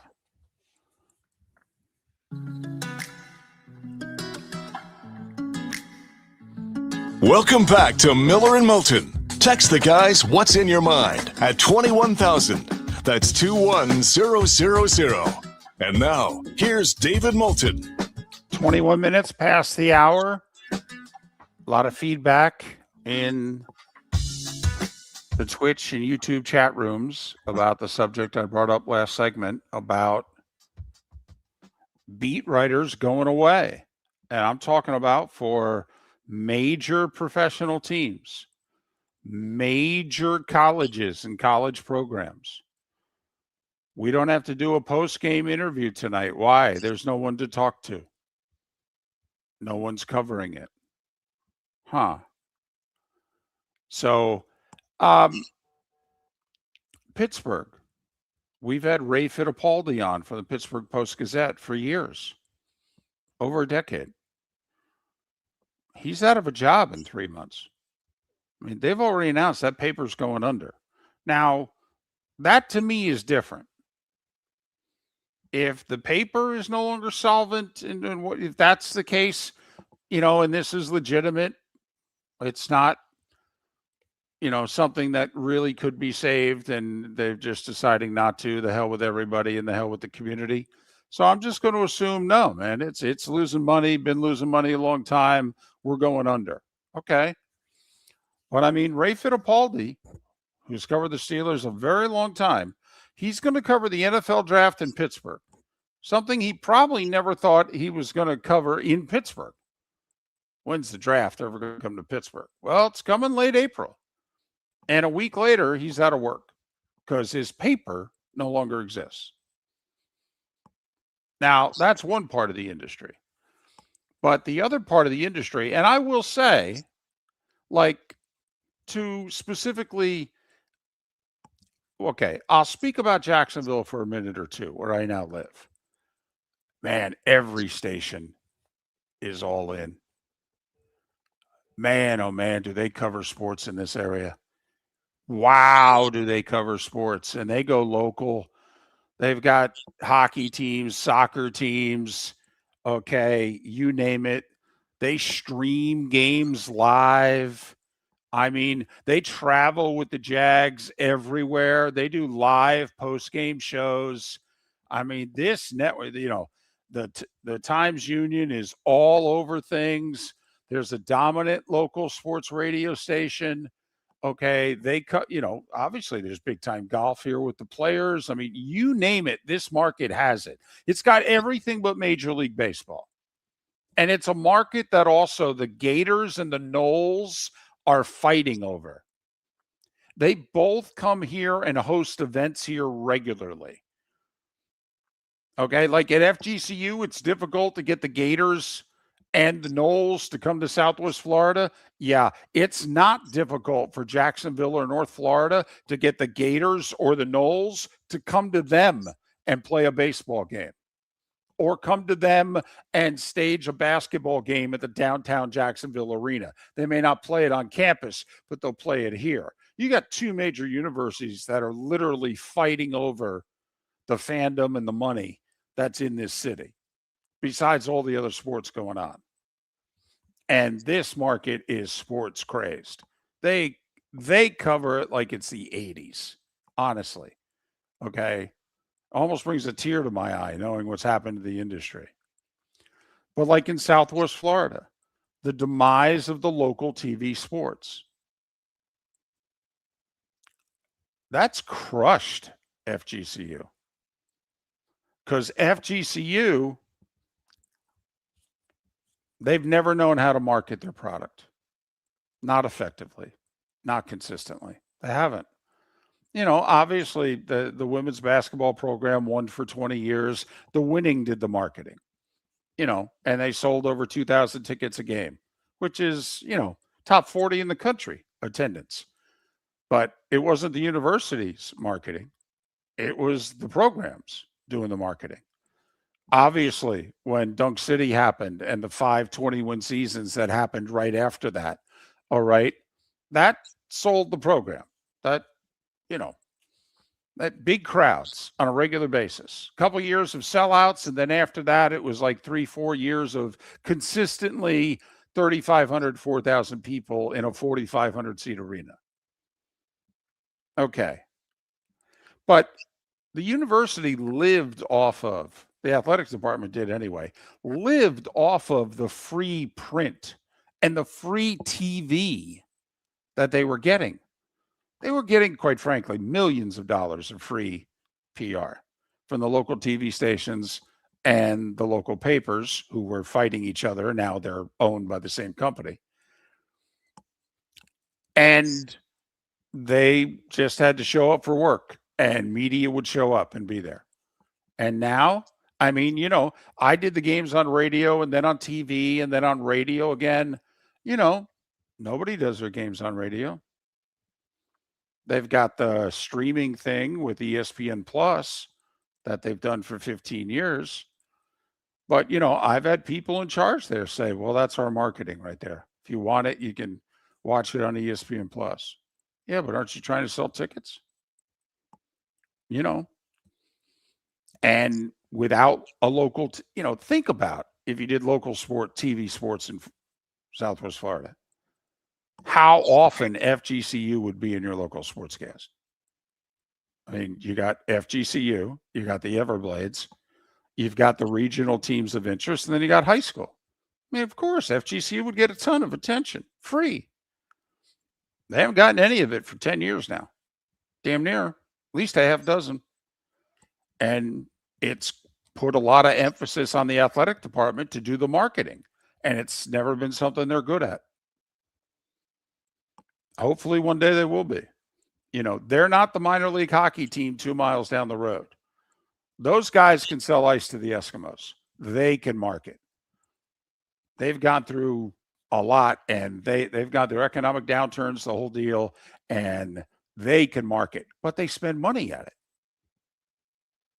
it. They started to see the local media no longer covering them, and they realized, we got to spend money. And so I'm just curious how you feel going forward. If what is apparently now just happened in the Washington, D.C. market is going to happen to your favorite teams in your market. And I know you think it can't happen. Listen, it's already happened in New York. The New York Daily News basically doesn't cover sports anymore. It was one of the 10 best sports sections in America. I could bore you with the list of legendary writers, from Dick Young to Mike Lupica. It was a great sports section. I always preferred the Post, but it was a great sports section. They haven't covered sports in 5 years. I mean, they throw some national stuff in there and call it sports. They don't cover sports. They're not in the locker rooms of the New York teams. And the local TV stations, I mean, they're not in the locker rooms much either. They don't have time. Heck, they only got 3 minutes on TV. They just sit back, show the highlights. I mean, if you're a New York sports fan, you got to go to the New York Post to get beat writers who cover your team. So I'm just curious if this is the future, if the Post is the beginning of the hot knife through butter, you going to be okay? I mean, do you really want to get all your sports from ESPN? I don't. I love The Athletic, and they've got a lot of beat writers for a lot of my teams. And they only in the last 6 months have turned a profit. They only now are figuring it out. And by the way, they figured it out by covering less. So just curious if you're going to be okay. Or do you, quite frankly, I don't give a damn. Whatever. If I don't get enough of my baseball team, my basketball team, my hockey team, whatever. That's all. Just wanted to bring it up. Feel free, 21,000 text line and the Twitch and the YouTube chat rooms. Because I have a feeling that in the second half of this decade, that what just happened in Washington, D.C. is going to happen a lot of other players. Miller and Moulton, millerandmoulton.com.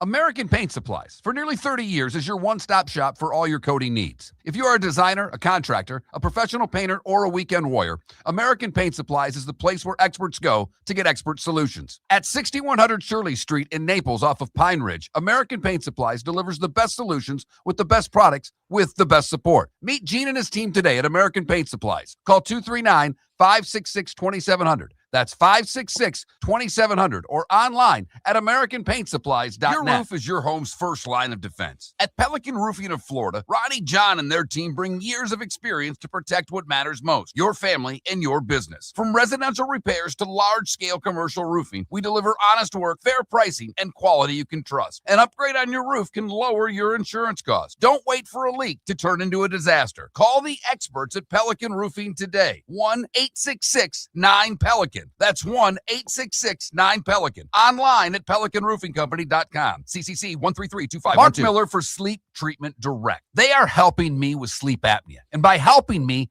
I mean curing me. No more CPAP machine. No more snoring. No more tossing. No more waking up exhausted. Their expert team got me the right treatment, fast and hassle-free. If you want to feel energized and get rid of your snoring, call Sleep Treatment Direct today.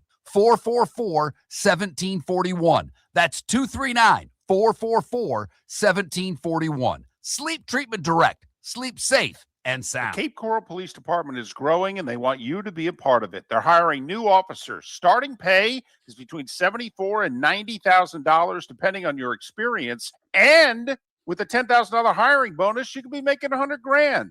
Enjoy paid holidays, off-duty details, plenty of OT opportunities. They're also hiring dispatchers and professional staff. So go to CapeCops.com. CapeCops.com. Be brave, be best, be Cape. This is Miller and Moulton.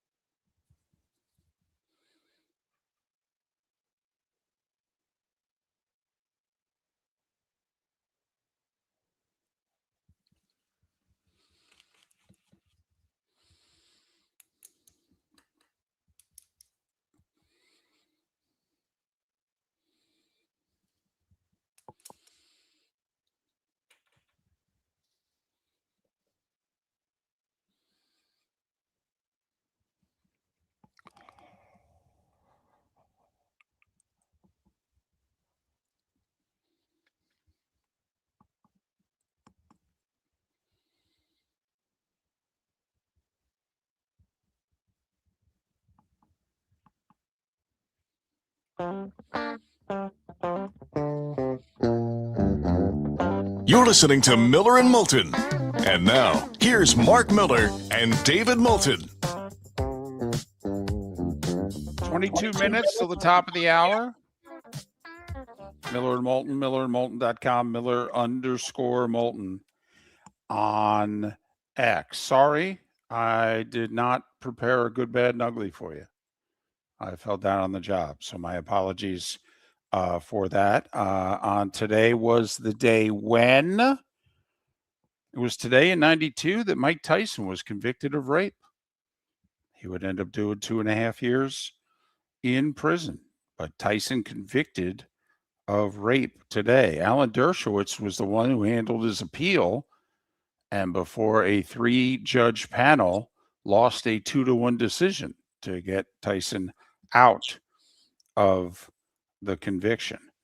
Final episode of Arrested Development. Raj, were you an Arrested Development guy? Because I was not. No, actually I wasn't, but a lot of people I knew would swear by it. 20 years ago today, final episode aired on Fox. And I'm trying to see what else happened today. It was 30 years ago today. And this was the thing. First off, because of Bobby Fischer and a few other people in the 70s, chess in America was a thing in the latter part of the 20th century. It was chess. By the way, full disclosure, I took a chess class to learn how to play it. And for a short time in grade school, I was a member of a chess club. Yep, I admit it. But world chess champion Garry Kasparov 30 years ago today lost to an IBM computer called Deep Blue. It was the first game of a 6-game match. Ultimately, Kasparov won the best of 6. But in the very first match, he got beat, and he got beat quickly. Chess matches took a long time, and he got beat in 3 hours. So that's some of what happened on today was the day when. Coming up tonight, sports-wise, only 4 games in the NBA. Best one is San Antonio and the Lakers. None of the 4 nationally televised. Big college hoop night. By the way, 7 system plays, and the system got destroyed over the weekend. But 7 plays tonight, including Miami and Florida State involved in 2 of them. Miami's hosting 11th-ranked North Carolina at 7 o'clock on the 4-letter network. And yet North Carolina, who just beat Duke, only a 2-point favorite against Miami. Florida State, trying to get to 500, 7.5-point dog hosting 15th-ranked Virginia, also 7 o'clock on ESPNU. Raj, I know we're forcing you to go to bed early this week, but fortunately, Purdue at Nebraska, a top 15 battle, is 7 o'clock on FS1. Yeah, 7 o'clock Eastern. I'm very happy about that tonight.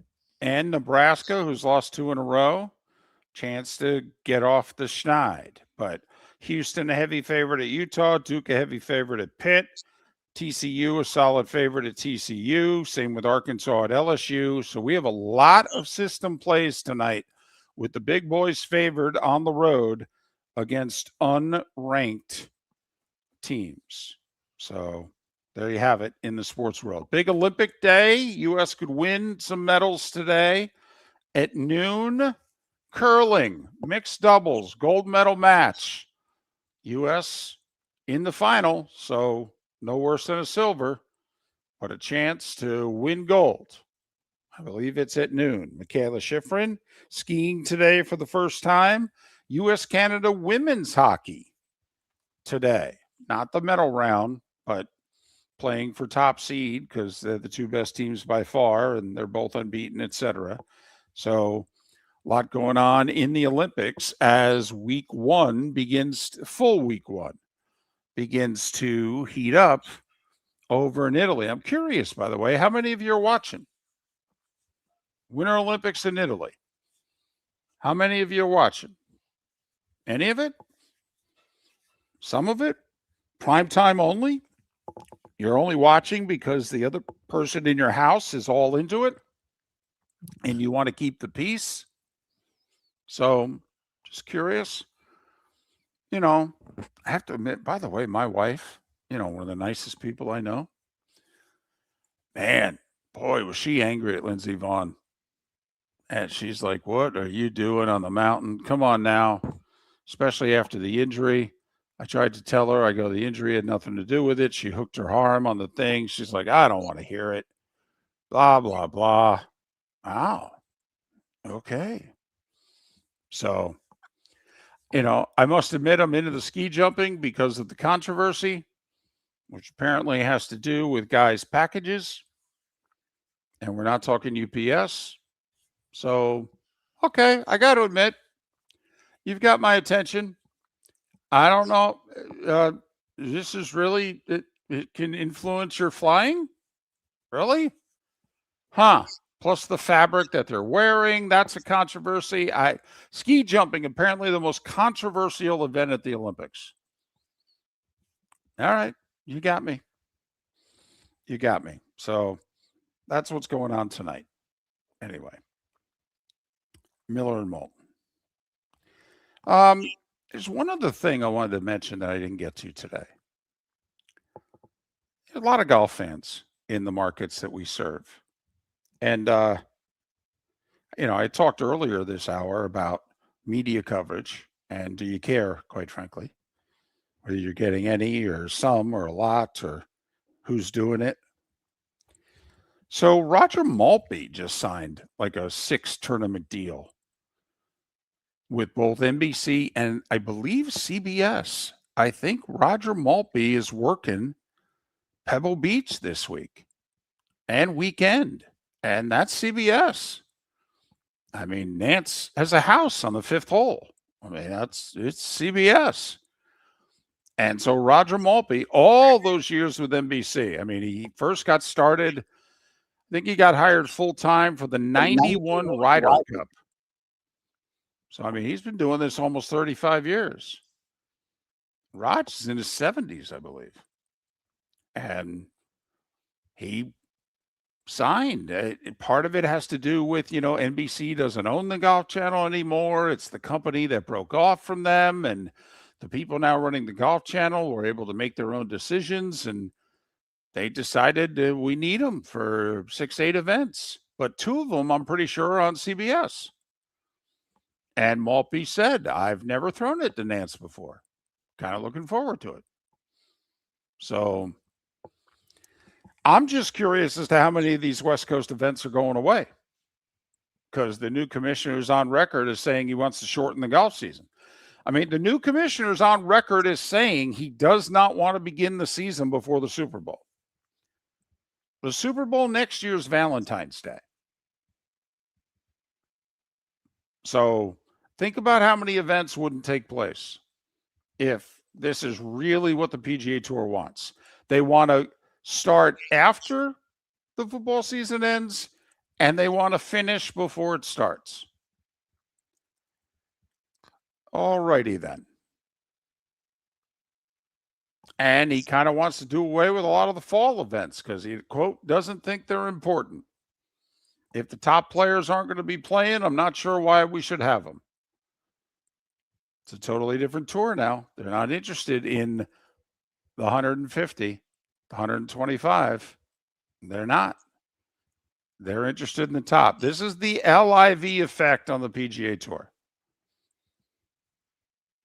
in which some of the top players, as we know, have totally trashed LIV.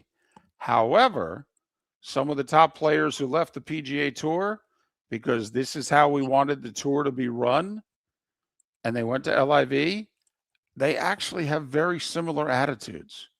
Only now they're on the PGA Tour policy board. And they don't care about the masses. They care about the top 20, 30 guys. And that's really about it. And apparently this commissioner does too. So I'm kind of watching all these events. I mean, I'm watching those huge crowds at Phoenix last weekend thinking to myself, well, you can't be getting rid of this. I mean, look at that 16th hole. They got suites from tee to green. I mean, there's thousands of people there. Just taking him at his word. You know, my guess is they'll at least start. First off, why shouldn't they have a tournament the week in between the AFC and NFC championship games? I mean, to me, that's a freebie. There's nothing going on. And then Phoenix has always been up against the Super Bowl, and they love it. The community loves it. And there are a lot of people who watch the golf up until 6 o'clock and then switch over to the football for 6:30, 6:40, whenever it kicks off. But I'm just curious how many of these West Coast events, you know, Scotty Scheffler's playing at Pebble. I don't think it's an elevated event. I don't think it's a $20 million to win deal. That's interesting because these are 6-hour rounds. There are a lot of guys that don't like Pebble. Stay as far away from it as possible. Never mind the weather in February in Carmel. It's cold. It's cold. So that's what I'm curious about here early in the season. I'm curious, wow, this is a really fun event. Is it going to be here in a year or two? I mean, the Farmers Insurance has already pulled their sponsorship from the Farmers Insurance Open, the Torrey Pines event. I got to think then that sucker goes away, right? I mean, that's a Torrey, for goodness sake. But anyway, just wanted to throw in Maltby. Okay. You guys like your golf. You like your old commentators. Okay. Raj kind of got let go. I think 2023, he got let go full time. He's done a few events since, but not a regular gig. This is, 6-8 tournaments appearing on CBS. All right. Okay. Miller and Moulton. Seth Everett will join us on the show tomorrow. We'll have others. I just don't know who they are right now. That's all, but I promise. For those of you wondering, Mark not on the show today. He's needed the rest. All right. Had a double dose of chemo yesterday. He needs the rest. I think we're all have been amazed, impressed, stunned that he's been with us. What was it? 7 consecutive shows? 11 out of 12 heading into today. Remarkable. But Mark's resting today. And I hope he's up at noon for his mixed doubles curling. That's all I can say.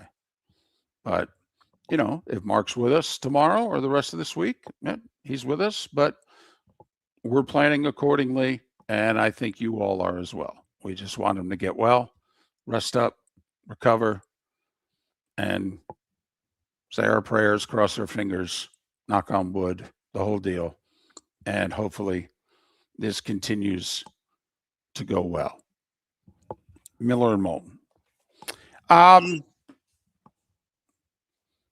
Slow NBA night, big college hoop night. Pitchers and catchers reporting in a few places today and tomorrow. Very active Olympic day today.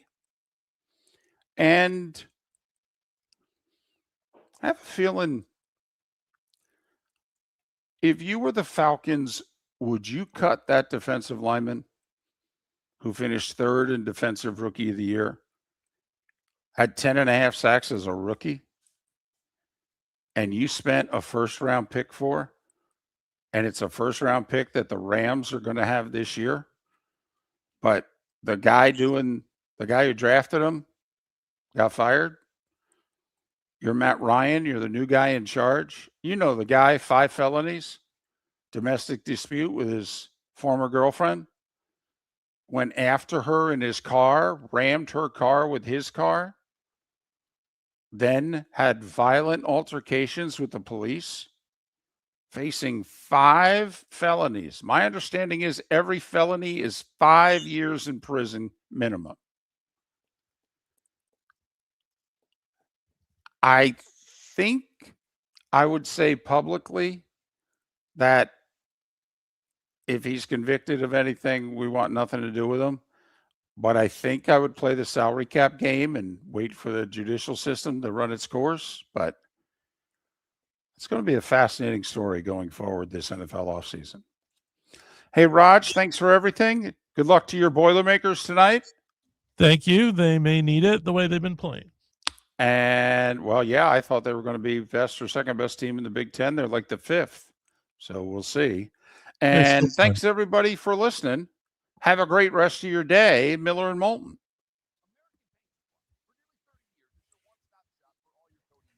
If you are a designer, a contractor, a professional painter, or a weekend warrior, American Paint Supplies is the place where experts go to get expert solutions. At 6100 Shirley Street in Naples off of Pine Ridge, American Paint Supplies delivers the best solutions with the best products with the best support. Meet Gene and his team today at American Paint Supplies. Call 239-566-2700. That's 566-2700 or online at AmericanPaintSupplies.net. Get ready, Southwest Florida. The Southwest Florida Ag Expo is back. Now's the time to save big with the Mega Pass. Your all-in-one ticket to the fun, one low price. Get you one-day admission and unlimited midway rides. Mega Passes available online through February 26th at SWFLAgExpo.com. Don't wait. Grab yours. Get ready for roots, rides, and real fun. Lee County, building a better community through business, sports, and tourism. Let's talk the big differences between Floormeisters and the big box store that sells flooring. Floormeisters is family owned. They do flooring, not doors, nuts and bolts, or weed killer. They specialize in it. They know it. Floormeisters backs their installer. So if there's ever an issue, good chance the boss, TJ, will come out and make it right. Floormeisters prices beat the box stores every day of the week. When you think flooring, think Floormeisters in Naples. Floormeisters.com. Real people, real prices, real quality selection. The Floormeisters, just keeping it real. At the Diamond District, we've built our inventory since day one. We never pass on beautiful jewelry. For years, we've chosen exceptional diamonds and fine jewelry. And when you buy with love for 2 decades, your vault fills with extraordinary jewelry. That's why we're emptying the vault now through Valentine's Day. Enjoy rare pricing on jewelry chosen to celebrate love, connection, and commitment. Will you be mine? Starts with diamonds from the Diamond District. Hablamos Español. Visit Jason and Todd at the Diamond District. Mark Miller for Sleep Treatment Direct. They are helping me with sleep apnea. And by helping me, I mean curing me. No more CPAP machine. No more snoring. No more tossing. No more waking up exhausted. Their expert team got me the right treatment, fast and hassle-free. If you want to feel energized and get rid of your snoring, call Sleep Treatment Direct today. 444-1741. That's 239-444-1741. Sleep Treatment Direct. Sleep safe and sound. Hey, Southwest Florida, Jimmy the Beef Guy here. For you that haven't tried us yet, you gotta get in here and try my favorite 5 Chicago-style sandwiches. I got the Italian beef, I got the Italian sausage, the sausage and beef, the Maxwell Street Polish, and our soon-to-be famous breaded steak. Call us at either one of our locations in Bonita Springs and Fort Myers. And guys, when you're at the counter, don't call it gardenia. It's pronounced Jardiniere. This is Miller and Moulton.